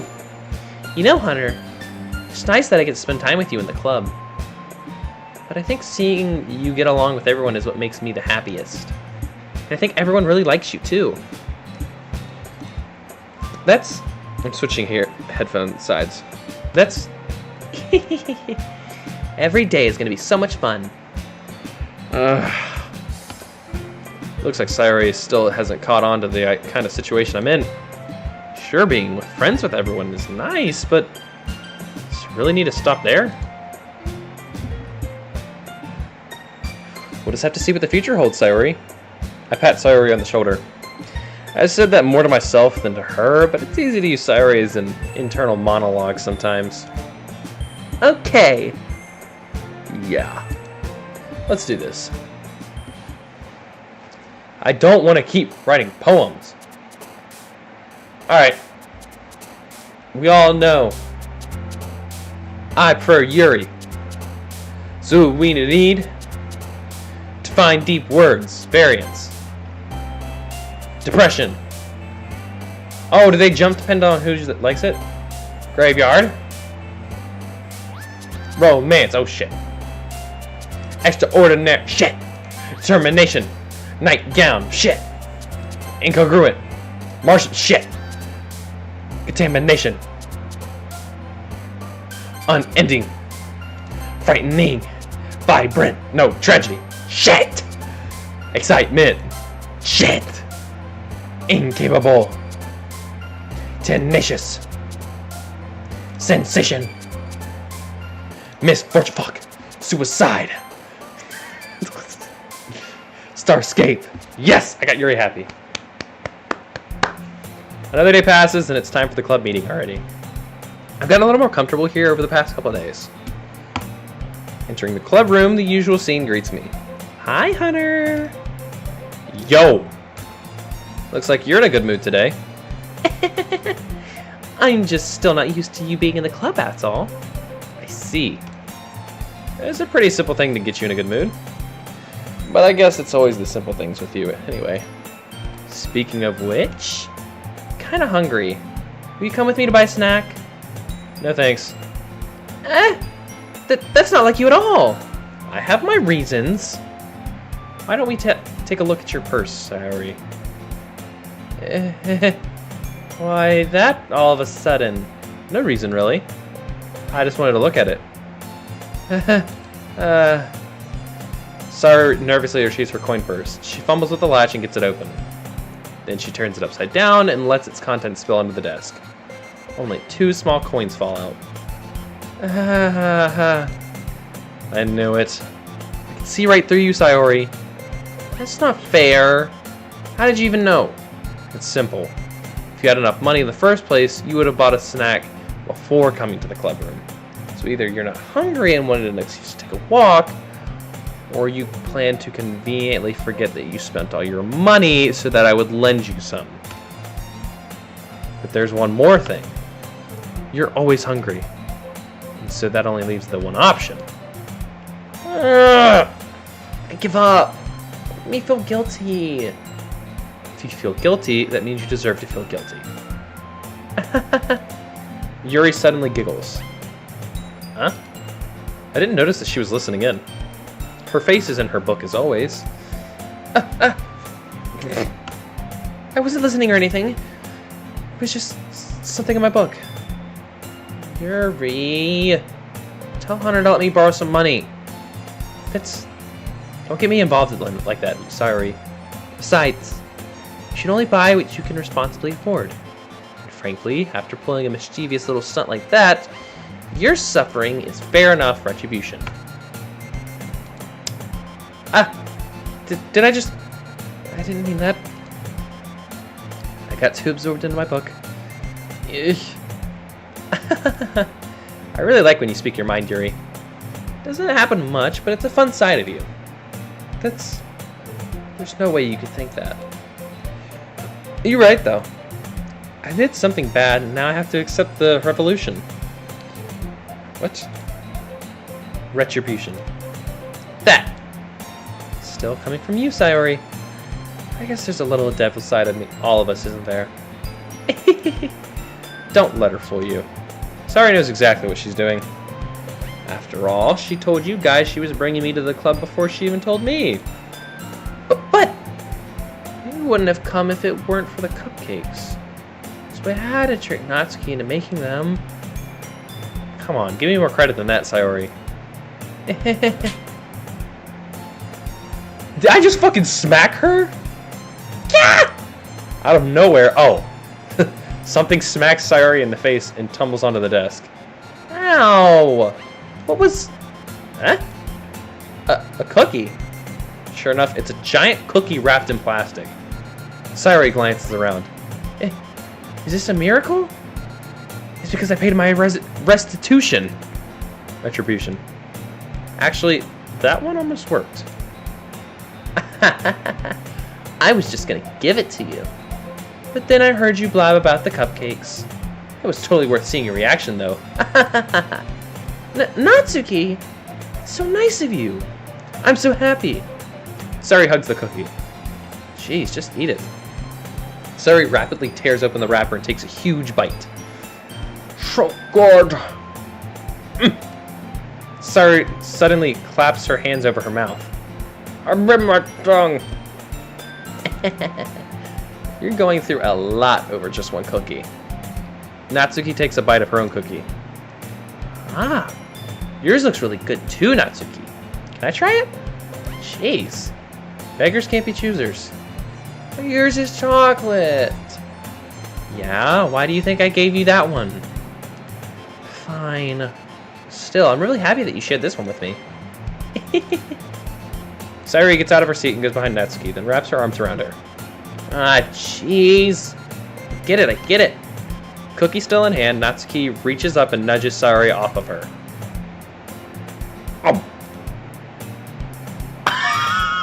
Sayuri suddenly leans down and takes a bite out of Natsuki's cookie.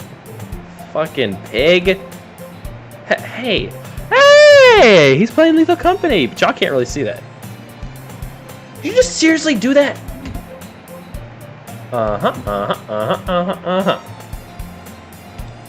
Mouthful, Sayuri trots away to safety. Yuri and I laugh as well. Who's Snapchatting me? Jeez, you're such a kid sometimes. Let's do a Snapchat real quick with everyone. Friday Fazbear. Going through them. Bop, bop, bop, bop. Alright. Perfect. I just realized Yuri's face to y'all is covered. All you can see is just her body. I'm so sorry, Yuri. To objectify you like that, unfortunately, through unintentional display of the game.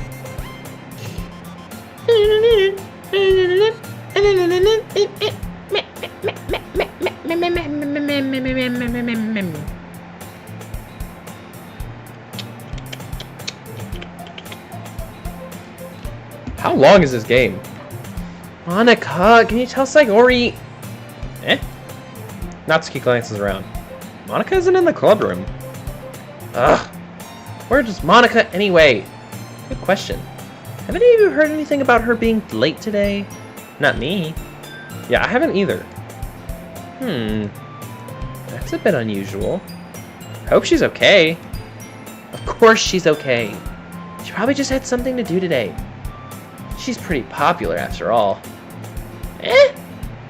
You don't think she has a... I wouldn't be surprised. She's probably more desirable than all of us combined. That's true. Excuse me? Suddenly, the door swings open. Sorry, I'm super sorry. Ah, there you are. I didn't mean to be late. I hope you guys weren't worried or anything. Eh?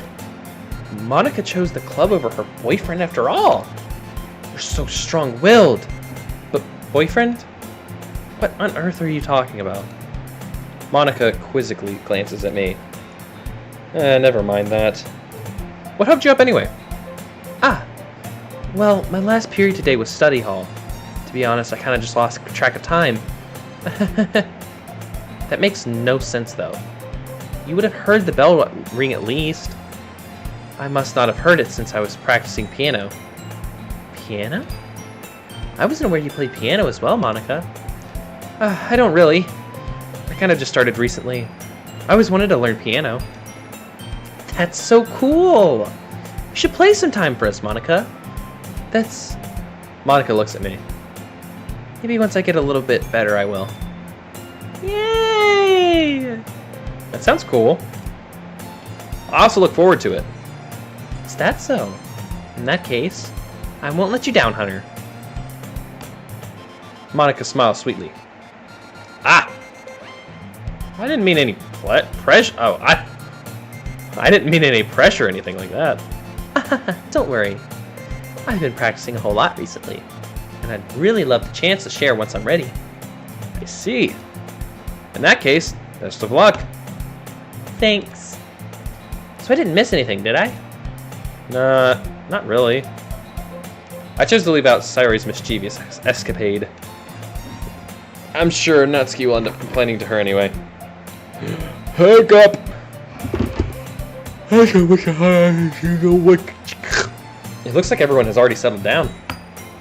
Sayori somehow already finished her entire cookie. Fat ass! Yuri's back to her book, and Natsuki disappeared into the closet. Why is she always in the closet? Hey, Yuri. Eh? Ah. I suddenly noticed that Yuri is reading a different book from the one we've been reading together. Oh no, I've lost her. Sorry, I didn't mean to interrupt. Ah, no. I was kind of just waiting for you. Ah, if that's the case, why don't we go ahead and get started? Yes, let's. I might... Let me look something up. I hope this isn't a spoiler, what I'm about to look up. How many days take place in Doki Doki Literature Club? There's a second?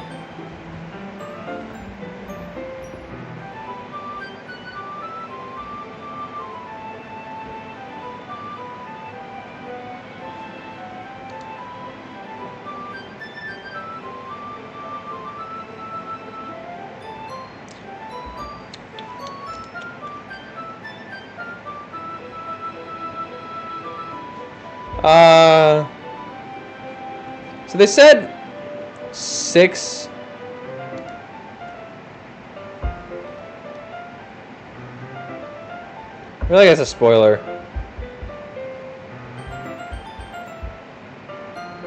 Let's see. Nightmare Before Halloween.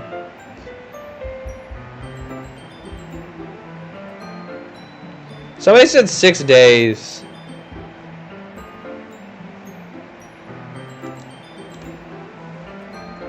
I mean, I've been doing this almost 2 hours, so this might be we might do, 2 different live streams. I'll think about it. Actually, I have a request. Do you mind if I make some tea first? After this day, we'll stop. We'll do one last poem. We'll do, if we have to do the poem again tonight, we'll do the poem, and then we'll stop it. Not at all. Thanks very much.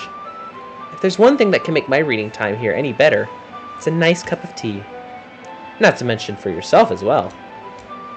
Yuri stands up and makes her way to the closet. I follow and watch as she retrieves a small water pitcher from the shelf. The kind with a filter inside. Can you hold this for a second? Sure. Yuri hands me the water pitcher and also fetches an electric kettle. I'm going to plug this in at the teacher's desk, and then we'll go get some water.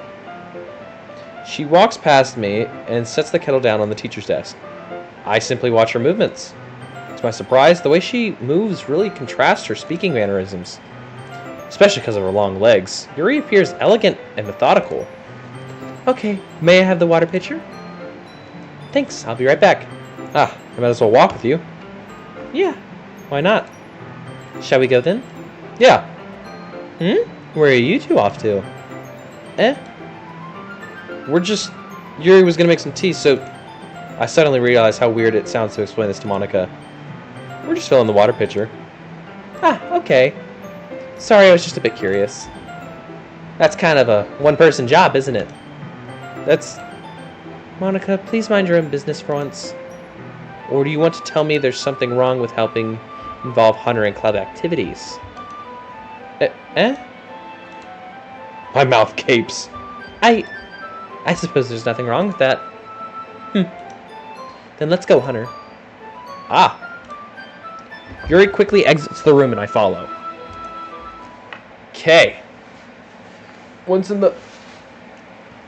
I'm cracking my back. I just felt every joint in my back is cracked. That felt nice. Oh my gosh. Once in the hallway, she suddenly puts her forehead against the wall. I spoke without thinking. How could I say something like that? Yuri?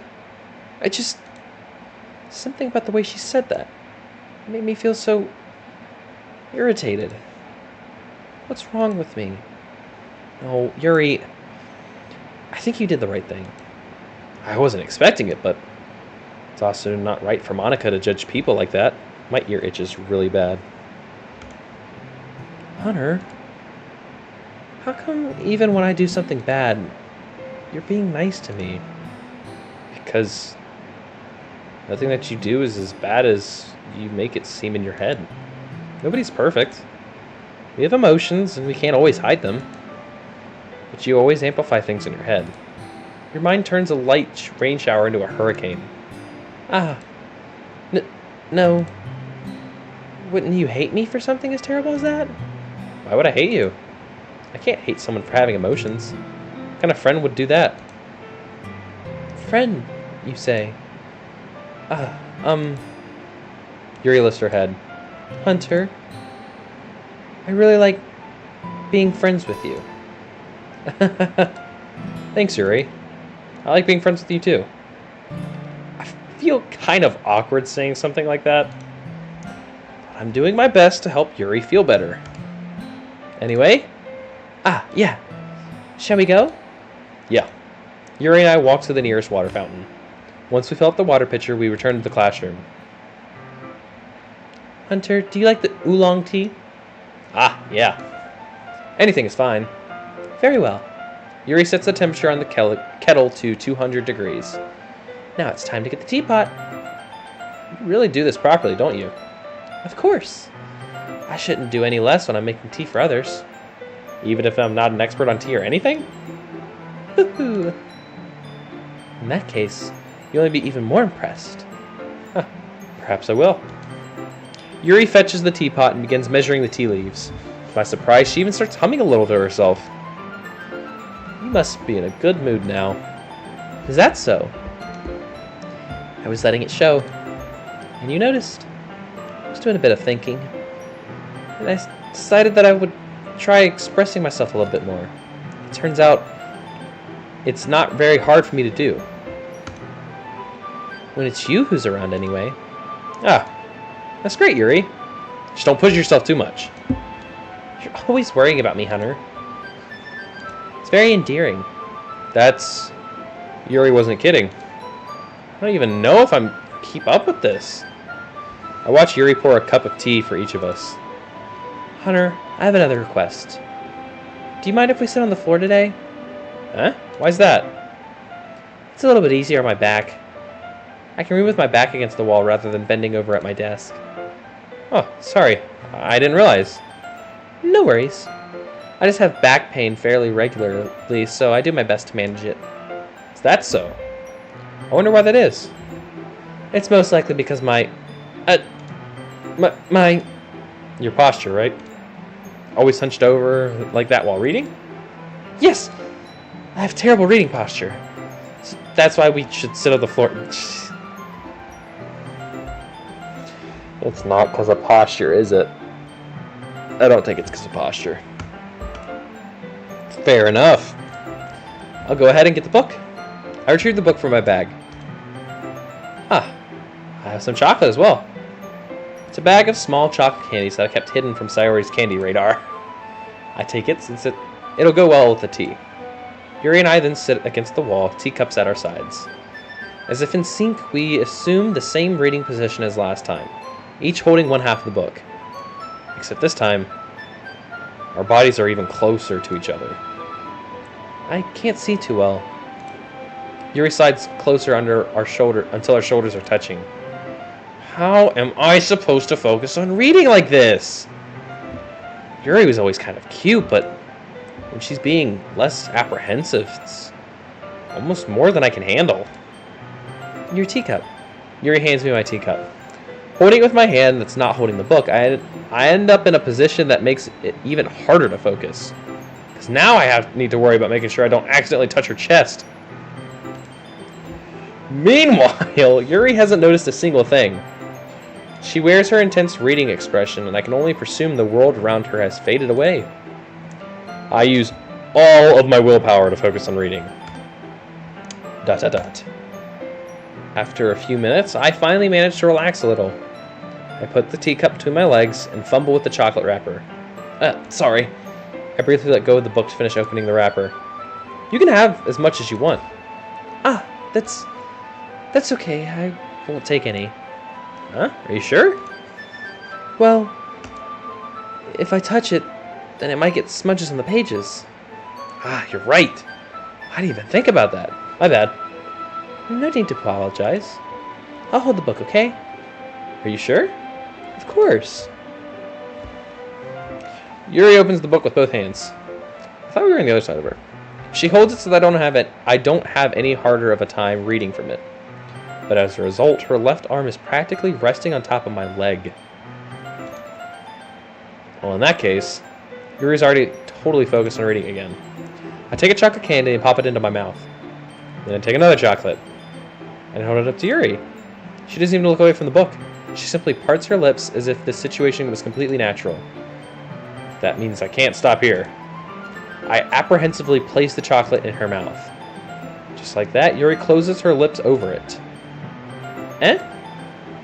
Yuri's expression suddenly breaks. Did I just... Yuri looks at me like she needs to confirm what just happened. Hunter? Sorry. I guess I shouldn't have done that. That's... Well... God, my back hurts. You were just helping. That's something that friends do. Right? I mean... Not really in this kind of context, but... Yeah. That's all it was. Yeah. Then... You don't need to stop or anything. I see. The situation has gotten really tense. Yuri tries to return to the book, but I can tell just by her expression that even she can't focus now. My heart is pounding. I nervously take another chocolate between my fingers. But this time, Yuri's eyes meet mine. How did it even come to this? Yuri doesn't even avert her gaze. I notice her chest rising and falling to the rhythm of her breaths. I raise my arm. Like before, Yuri parts her lips. But it's different this time. I take the chocolate and place it in her mouth. Oh my god. I feel her hot breath on my fingers. Monica, you're cock-blocking and also jump-scaring the fuck out of me. Okay, everyone. Yuri jolts back. It's time to share poems. Hunter, can you help Yuri put away the tea stuff? Oh, you can help Yuri put the tea stuff away, right? Yeah. Of course. Okay, thanks. Spell is abruptly broken. I'll take care of the cups. Yeah. Yuri picks up the teacups from the floor. I pick up the bag of chocolates. In the end, we hastily clean up without making so much as a word between the two of us. I get the feeling that this is something neither of us will have the courage to bring up. I feel like naturally I wouldn't go back straight to Yuri after that awkward situation, so we'll do Sayori first. What up, nerd? Ooh, I like this one, Hunter. There's some nice feelings in it. I'm glad. Does that mean it's better than yesterday's? Let me think. I don't know. I guess I like them both. That's not very helpful, you know. Well, I'm not really very good at figuring out if poems are good or bad. That's why I just go by my heart. If it makes me feel things, then it must be a good poem. I'm not sure that's exactly how it works. Then again, I guess conveying feelings is a pretty important part of this whole thing. Yeah, maybe. Honestly, I don't even know what kind of writing you like in the first place. I have the hiccups, bro. Yeah, me neither. Why don't you at least try giving it some thought? Aw, you want to write something for me? That's so sweet. Yeah, right. But you're always thinking about other people. You need to think about yourself once in a while. If you don't, you might end up getting hurt at some point. Eh? Well, I don't really know what you mean, but I'll try to keep it in mind. Oh, whatever. Anyway, let's see. I guess I like happy poems. Wait, sometimes I like sad poems too. Sometimes a little bit of both. There's a word for that, right? What's the word I'm looking for? Bittersweet. Yeah. I like things that are happy and things that are sad. Happy and sad? I can't see you liking something sad, Sayori. Well, I like happy the most. Sometimes when you have a little rain cloud in your head, a sad poem can help give the rain cloud a little hug. I'd make a nice happy rainbow. Sorry, that's unexpectedly poetic. Huh? It is? Maybe I'm getting better at expressing my feelings after all. Thanks, Hunter. I should go write that down then. You can read my poem now, okay?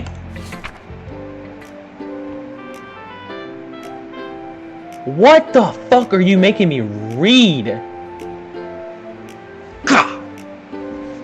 Bottles. I pop off my... Ugh. Okay, so I'm a bottle apparently. I pop off my scalp like the lid of a cookie jar. It's a secret place where I keep all my dreams. Little balls of sunshine all rubbing together like a bundle of kittens. I reach inside with my thumb and forefinger and pluck one out. It's warm and tingly, but there's no time to waste. I put it in a bottle to keep it safe, and I put the bottle on the shelf with all the other bottles. Happy thoughts, happy thoughts, happy thoughts in bottles, all in a row. My collection makes a lot of friends. Oh, my collection makes me a lot of friends. Each bottle a starlight to make amends. Sometimes my friends feel a certain way. Down comes a bottle to save the day. Night after night, more dreams. Friend after friend, more bottles. Deeper and deeper my fingers go. That out of context just sounds terrible. Like exploring a dark cave, discovering the secrets hidden in the nooks and crannies. Digging and digging, scraping and scraping. Why did she say pop off my scalp? Okay. I blow dust off my bottle caps. It doesn't feel like time had lapsed.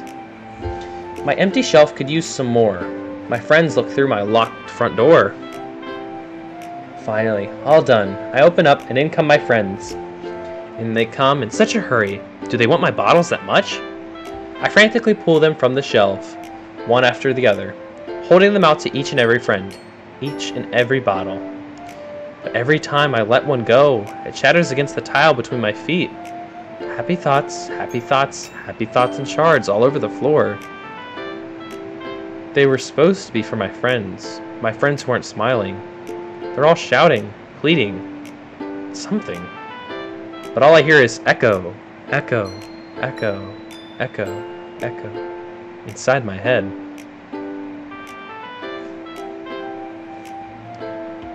What the fuck? Holy crap, Yuri. Not Yuri. Sayori, did you really write this? Of course I did. Didn't I tell you yesterday I was going to write the best poem ever? Yeah, but... I mean, I didn't expect something like this coming from you.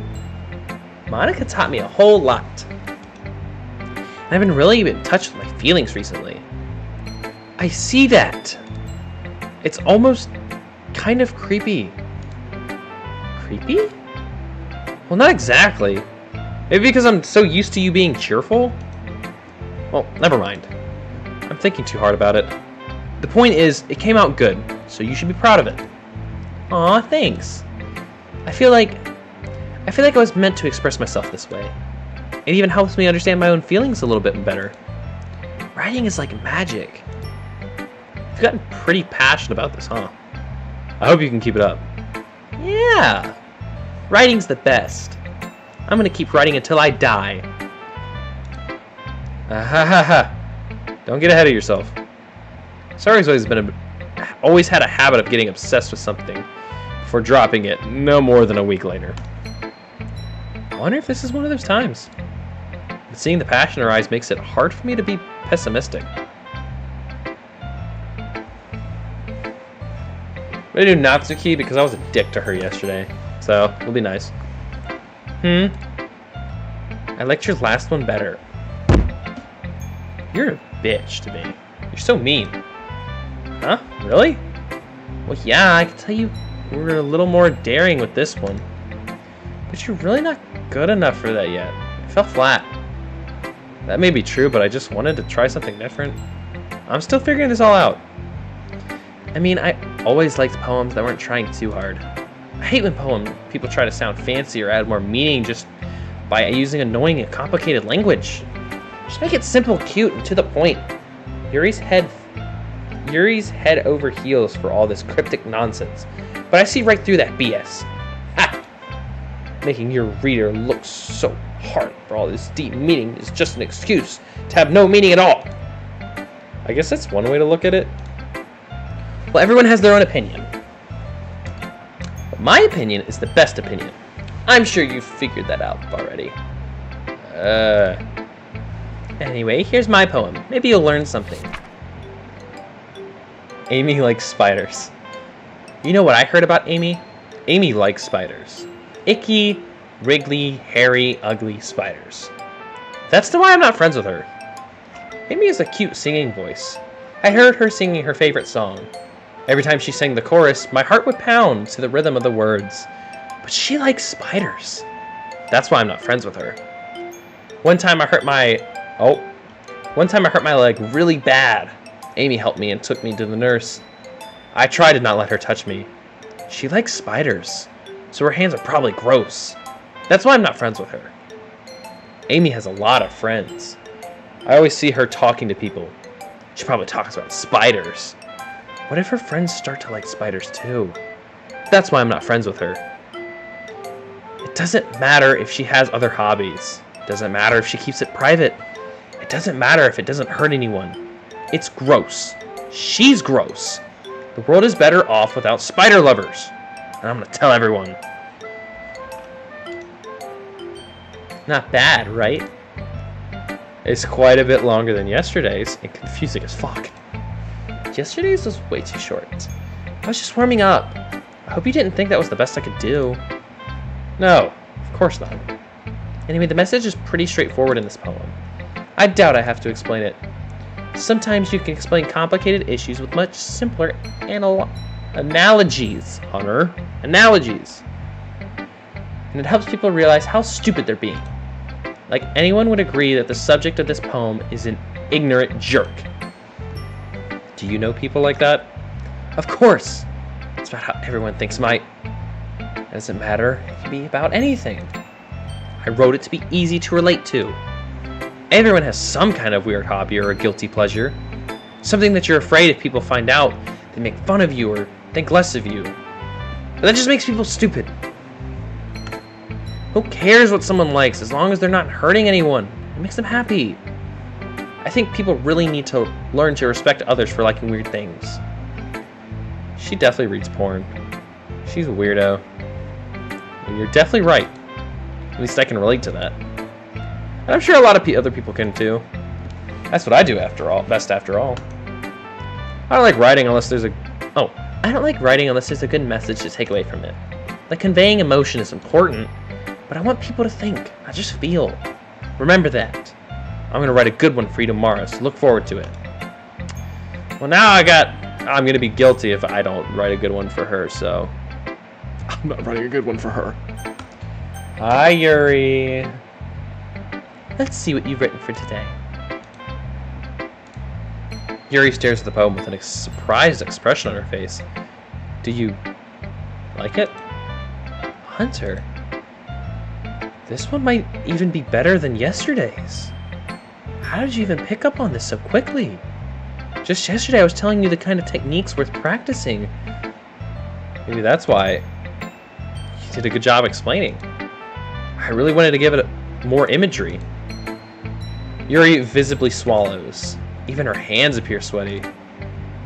I'm not used to this. Used to what? I don't know.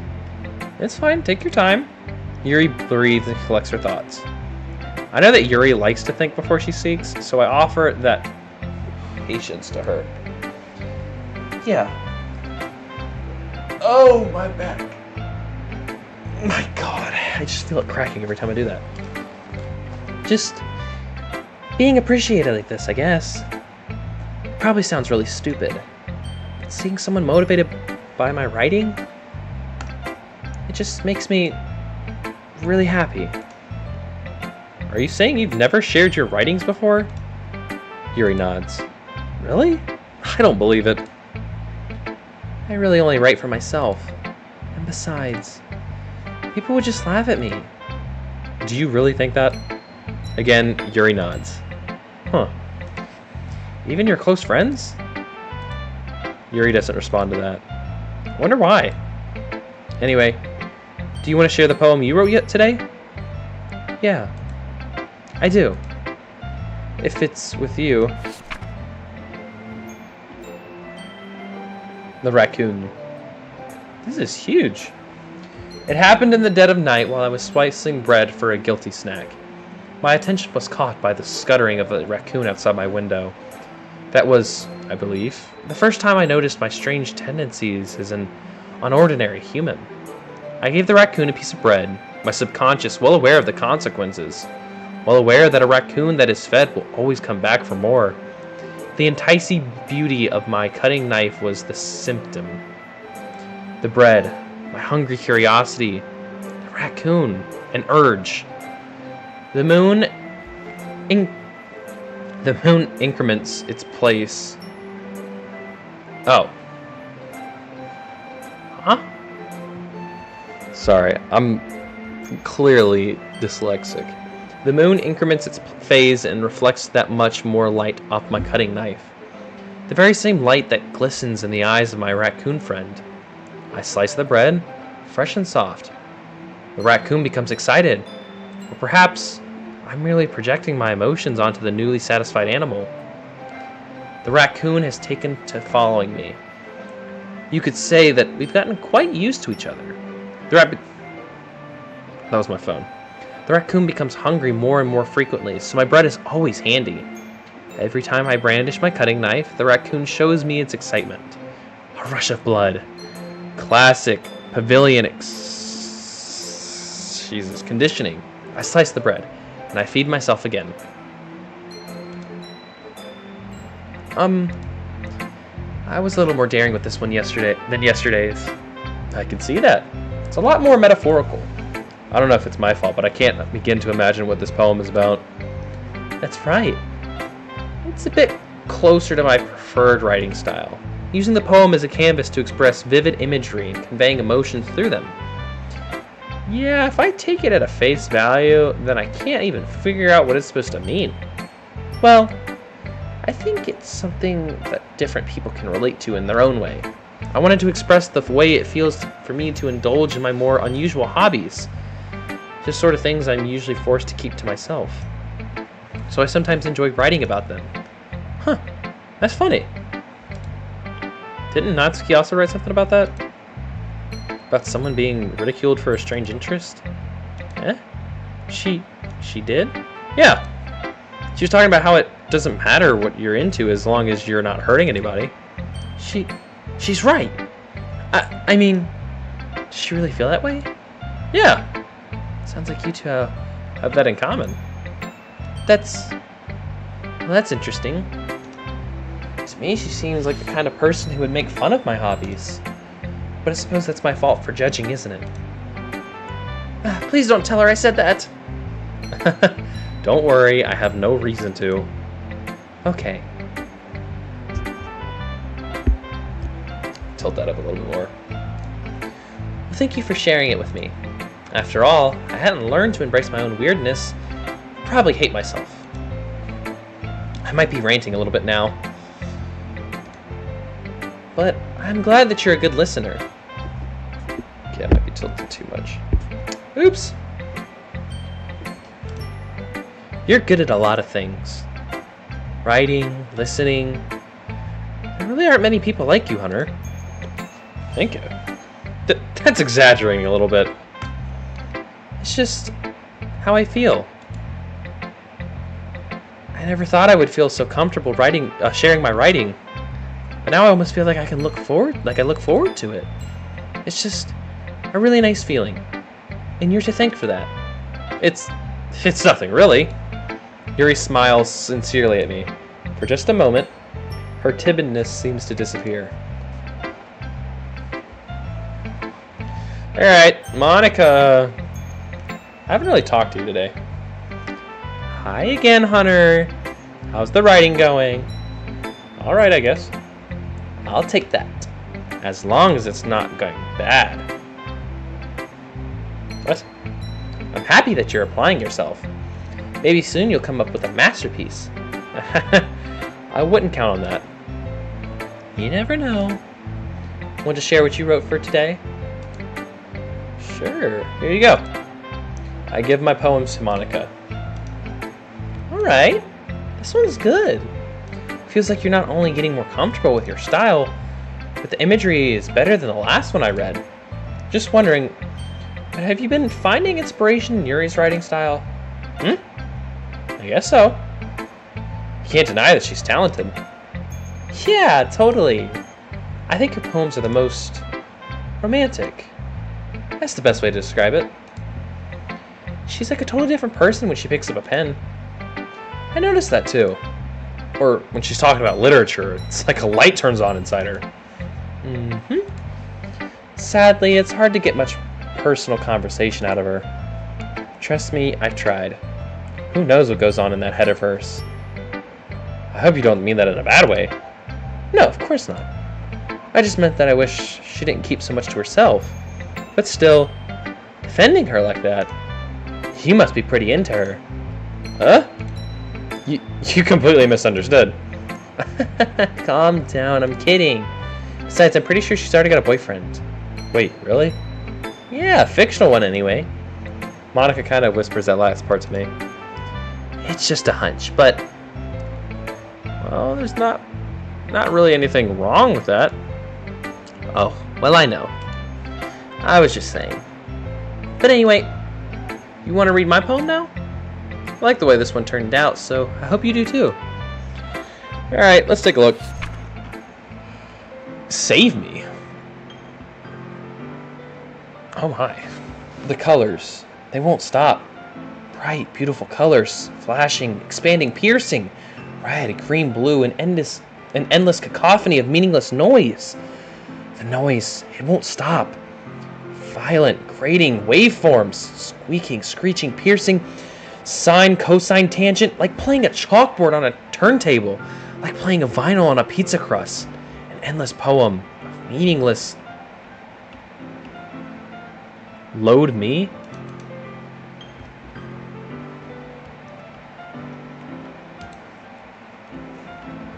What? Of meaningless? Load me. I'm not gonna load you. Do you think I'm gonna fuck you? It's even more abstract than your last one, huh? I guess it's just the way I write. I'm sorry if you don't like it. No, I never said that. It's just kind of thing I've never really seen before, I guess. I kind of like playing with my space in the paper. Choosing where and how to space your words can totally change the mood of the poem. It's almost like magic. The way I wrote the lines here really short makes it feel like they're trying to speak out of the noise. I see. It's still hard for me to tell what it's about, though. Sometimes asking what a poem is about isn't the right question. A poem can be as abstract as a physical expression of feeling, or a conversation with the reader. So putting it that way, not every poem is about something. Anyway, here's Monica's writing tip of the day. Sometimes you'll find yourself facing a difficult decision. When that happens, don't forget to save your game.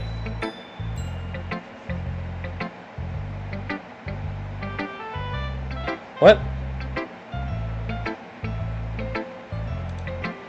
You never know when you might change your mind. What? What? Or when something unexpected may happen. Wait, is this tip even about writing? Are you sentient? Do you know what's happening? What am I even talking about? That's my advice for today. Is she sentient? Does she know what's happening? Does she know she's in a game? Did she just break the fourth wall? Thanks for listening. Why did my character not say anything? Okay, everyone. We're all done reading each other's poems, right? I have something extra planned today, so if everyone could come sit at the front of the room. Is this about the festival? Well, sort of. Ugh. Do we really have to do something for the festival? It's not like we can put together anything good in just a few days. We'll just end up embarrassing ourselves instead of getting any new members. That's a concern of mine as well. I don't really do with last-minute preparations. Don't worry so much.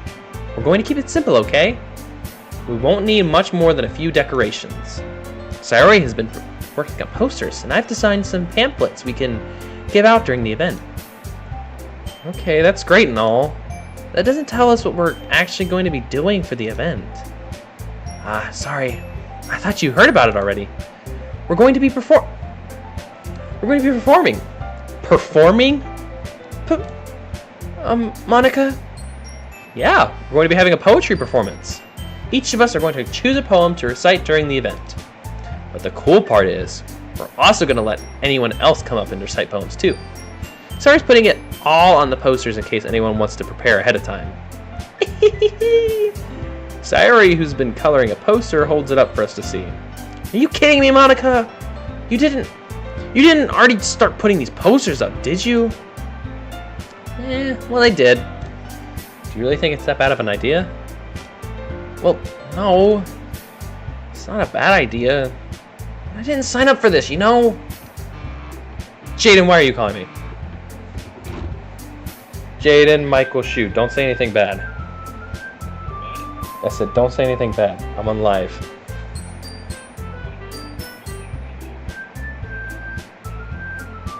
Alright, I will in about, like, 10-ish minutes. I have to finish this day in Doki Doki Literature Club. It is very interesting. I think Monica is sentient and knows she's in a game.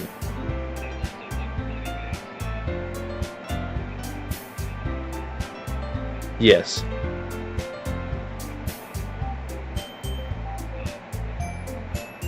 You're on a laptop, aren't you?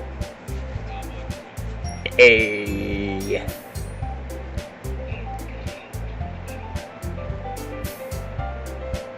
Don't abort. Send it full cock and balls.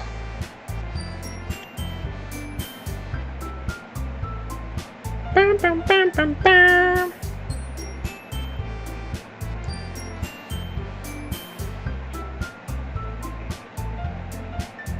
Interesting.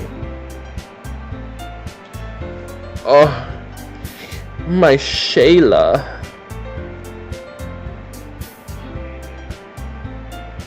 Oh, would you like to know what I was trying to tell you yesterday? I'm gonna give this little shout out on the live stream right now, real quick. Also,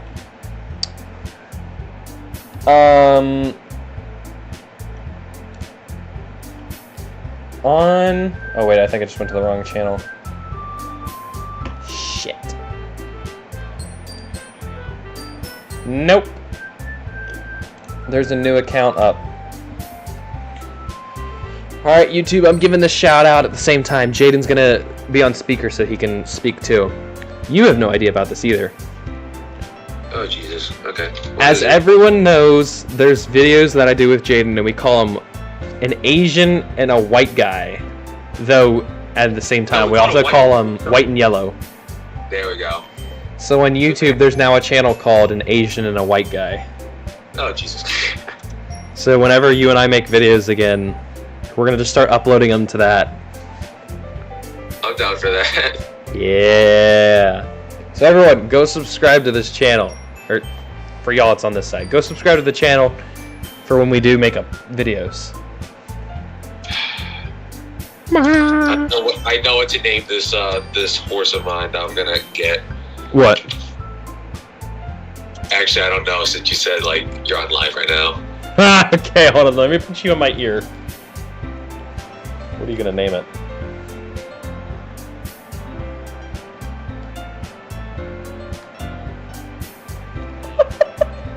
Okay.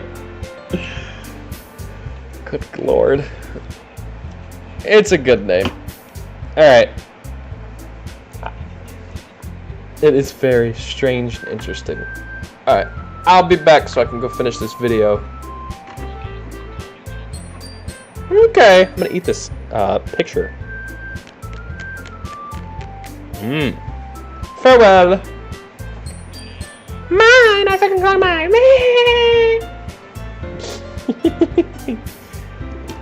I'm not telling you what he named that horse. Alright. There is no way I'm going to be performing in front of a group of people like that. I agree with Natsuki. I could never in my life do something like that. Imagining it, Yuri shakes her head in fear. Guys. No, Sayori. I understand where they're coming from. Remember that Natsuki and Yuri have never shared their poems with anyone until just a couple of days ago. It's a lot to ask for them to recite their poems out loud to a whole room full of people. I guess I kind of overlooked that, so I'm sorry. But I still think we should give it our best. We're the only ones responsible for the fate of this club. And if we start the event and each put out a good performance, then it will inspire others to do the same. And the more people we perform, the better we'll be able to show everyone what literature is all about. Yeah! It's about expressing your feelings, being intimate with yourself, finding new horizons, and having fun. That's right. And it's those reasons that we're all in this club today. Don't you want to share that with others? To inspire them to find the same feelings that brought you here in the first place? I thought I smelled smoke for a second. I was about to be like, yo, my building's burning down. I know you do. I know we all do. What? And if all it takes is standing in front of a room for 2 minutes and reciting a poem, then I know you can do it. Natsuki and Yuri remain silent. Sayori looks worried. I guess that leaves me. No choice. I agree. I don't think it's too much to ask. I think that Sayori and Monica have been trying really hard to get new members. The least we can do is help them out a little bit. Well, maybe, but it looks like Natsuki doesn't have any arguments left. Ugh. Okay, fine. I guess I'll have to get it over with. Alright! Phew. Thanks, Natsuki. What about you, Yuri? Yuri dejectedly glances around at everyone else's expectant faces. Sigh. I guess I don't really have a choice. That's everyone. You're the best, Yuri. This club is seriously going to be the death of me. Oh gosh. You'll be fine, Yuri. But anyway, let's move on to the main event. I want each of you to choose a poem of yours. We're going to practice reciting them in front of each other. No! Monica! This is too sudden! Well, if you can't recite your poem in front of the club, how do you expect to do it in front of strangers? Oh no. Don't worry. I'll start off to help everyone with a little more comfort. Nick, everyone feel... Can I go next? Of course. Now let's see. Monica flips through her notebook to the specific poem she has in mind for herself. She then stands behind the podium. The title of this poem is The Way They Fly. Ahem. Monica begins reciting her poem. A clear, confident voice fills the room. More than that, her inflection is pristine. She knows exactly how to apply emotion behind each line she recites, bringing the words to life. Is this something she's done before, or is she simply a natural? I glance around me. Everyone has their eyes on Monica. Sayori looks amazed. Yuri has an intense expression on her face that I don't understand. Finally, Monica finishes the four of us applaud. Monica takes a breath and smiles. That was so good, Monica! Thank you very much. I was just hoping to set a good example. Are you ready to go next, Sayori? I'll go next. Oh! Yuri's fired up all of a sudden. Yuri clutches a sheet of paper between her hands and stands up. Keeping her head down, she walks quickly over to the podium. This poem is called... Yuri anxiously glances at each of us. You can do it, Yuri. It's called... After Image of a Crimson Eye. Yuri's voice shakes as she starts reading the poem. Just a moment ago, she practically refused to do this. Why is she suddenly putting in so much effort? As Yuri gets past the first couple of lines, her voice changes. It's almost like what happens when Yuri gets absorbed into her books. Her quivering words be transformed into the sharp syllables of a fierce and confident woman. The poem is full of twists and turns in its structure that she enunciates with perfect timing. This must be a rare glimpse into the whirling fire Yuri keeps concealed inside of her head. Suddenly, she's finished. Everyone is stunned. Yuri snaps back into reality and glances around her, as if she bewildered even herself. Excuse me. It's up to me to save this situation. I'm the first to start applauding. Everyone joins me afterward. and we give Yuri the recognition she deserves. It's not that we didn't want to applaud for her, but we were caught so off guard that we must have forgotten. As we applaud, Yuri holds the poem to her chest and rushes back into her seat. Yuri, that was really good. Thank you for sharing. Looks like Yuri is down for the count. Okay, I guess I'm next then. Sayori hops out of her chair and cheerfully walks to the podium. This one's called My Meadow. Ah. Sorry, I giggled. Sayori. It's a lot harder than I thought. How did you guys do it so easily?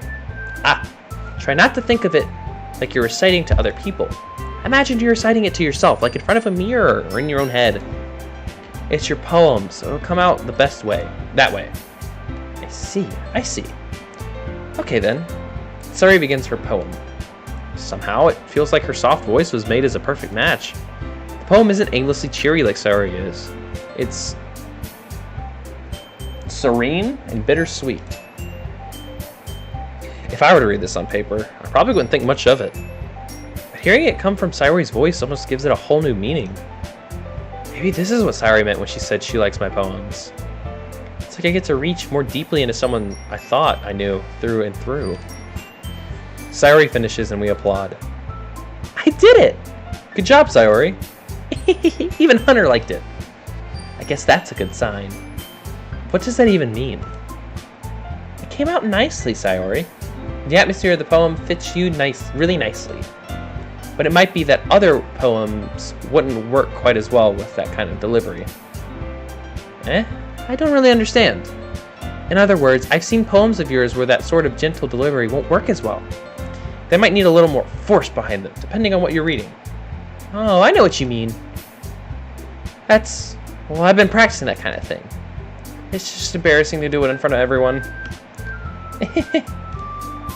The next time, I'm going to make you pick a poem that challenges you a little more. We don't have much time before the festival, you know. Okay. Now, who's next? Natsuki? Don't make me go before Hunter. It's not like I can compare to you guys anyway. Might as well let Hunter lower everyone's standards a little before I have to do it. You asshole. Natsuki. It's fine. I might as well get it over with. But it's not like I have much of a selection of what to read. I'll have to go with what I wrote for today. I stand up and step in front of the podium. Everyone has their eyes on me, making me feel terribly awkward. I recite my poem. Since I'm not exactly confident in my own writing, it's hard to put much energy into it. Despite that, once I finish, I receive applause anyway. Sorry, I'm not really as good as everyone else. Don't worry about it so much. I think it's less about your abilities and more about your lack of confidence in your writing. That's something that'll improve over time, though. Yeah, maybe. Alright then. That just leaves you, Natsuki. Yeah, I'm going. Natsuki begrudgingly gets out of her seat and makes her way to the podium. The poem is called... Why are you all looking at me? Because you're presenting. Anyway, the poem is called Jump. Natsuki takes a breath. When she starts reciting the poem, her sour attitude disappears a little. While she's still a little unenthused, her poem has a rhythm and rhyme to it. It's Natsuki's trademark style, and it works surprisingly well when spoken out aloud. The words feel like they bounce up and down, as if giving life to the poem. Natsuki finishes and everyone applauses. I can't, I'm too tired. Yeah, we're finishing after this day. I'm too tired. I must have dyslexia or something. I cannot read. Ooh. She huffs back to her seat. That wasn't so bad, was it? Easy for you to say. You'd better not make me do that again. Well, do you at least feel prepared enough to recite a poem in front of other people? I mean, doing it in front of other people will be way easier. I can put on whatever face I want for other people. When it's just my friends, it's just embarrassing. That's a surprise, Natsuki. I think it would be the other way around for me. Well, that's just how it is, so well, I guess in that case, you won't have much to worry about for the festival. That said, I want to thank everyone for coming through. It might be hard, but I hope that you all have an idea of what it's like now. Make sure you pick a poem and get enough practice before the festival, okay? I'll be making pamphlets, so let me know ahead of time what you'll be reciting. Jeez. I should probably find some other poem to recite instead. That's fine too. It doesn't have to be your own. I'm already pleasantly surprised that you're putting in all this effort for the club. It makes me really happy. Ah, yeah, no problem. Okay, everyone. I think that's about it for today. I know the festival's coming up, but let's try to write poems for tomorrow as well. It's been working out really nicely so far, so I'd like to continue that. As for the festival, we'll finish planning tomorrow, and then we'll have the weekend to prepare. Monday's the big day. I can't wait! I can do this. I can do this. Alright. I stand up. There's no way I'll be able to find the same enthusiasm as Sayori and Monica. But I'll do my best to get through it. If it's for the sake of the club, and impressing Monica, then I'll have to do my best. Ready to go, Sayori? Oh, that's me. Ready to go, Sayori? Yep. Look at you two, always going home together like that. It's kind of adorable, isn't it? Jeez, guys. Don't make such a big deal out of it. Must be a little nice, though. Well, how am I supposed to respond to that? It's okay, Hunter. You don't have to say it. Whatever, let's go already. I walk home with Sayori once more. Even though it's only been a few days, a lot of things have already changed. Today, Sayori is being a little quieter than usual on the way home. Hey, Sayori. Sorry, I was spacing out. No wonder. I was thinking about something from earlier. I like how we get to... I mean... Sayori fumbles with her words. So, let's just say that one day, Yuri asked to walk home with you. Huh? What would you do? What kind of question is that? You're kind of putting me on the spot here.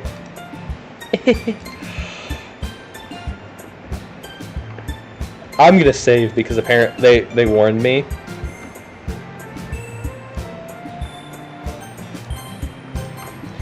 I would walk home with Yuri. Walking home with Yuri, huh? Why does the thought of that make my heart pound? I mean, given how hard it is for her to socialize, I would feel awful turning her down, so... Isn't she so beautiful and smart? That has nothing to do with what I just said. You admitted it! Jeez. There's not even any point in speculating something that's never gonna happen. Well, maybe. But I'd just like to think about it. It's not long before you won't need me anymore, you know? Need you? Sorry. I can't figure out how you're seeing things in your head right now. Sorry. Everyone is different. Nobody in the club is a replacement for you. If you say so. The conversation trails off and I'm left feeling awkward. But it was kind of her fault for trapping me with such a weird question. I can't just lie to her. But if there's something that makes her happy, I would hate to take that away from her. That's why I said there's no point in speculating. And then again, the festival is only a few days away. Who knows what'll happen in that time. Alright. Like I always do. We gotta make my girl happy. God damn it! Stop it! Yes! Yes! Yes! Yes! Yes! Yes! Yes! Yes! No! No! Wait. Yes! Yes! No! Yes! Yes! Yes! Yes! Okay, wait. We're stopping there. Alright, let me make this bigger for me. I'm gonna play this music in the background just because it's really nice to listen to. I'm gonna try it. They claimed it was 6 days. I'm on day 3. They also say it's only like it's roughly 4.5 hours to get through the whole game. I'm already at 2.5. Granted, some of it wasn't me actually playing the game, so I'm gonna try and finish the rest of this all tomorrow. Live stream tomorrow. I don't have a specific time. I will post tomorrow on Instagram the specific time as to when I'll be restarting, doing the next gameplay. It'll obviously be at night since all my live streams are at night. It's easier to live stream at night. So, see you all tomorrow. Get your stinky asses to bed because it's 10:25 p.m. where I'm at. So you should all be sleeping. I don't know why the fuck you're still awake. Why are you awake? Go to sleep. Go to sleep. It's a Thursday. Go to sleep. Are you fucking stupid? Go to sleep.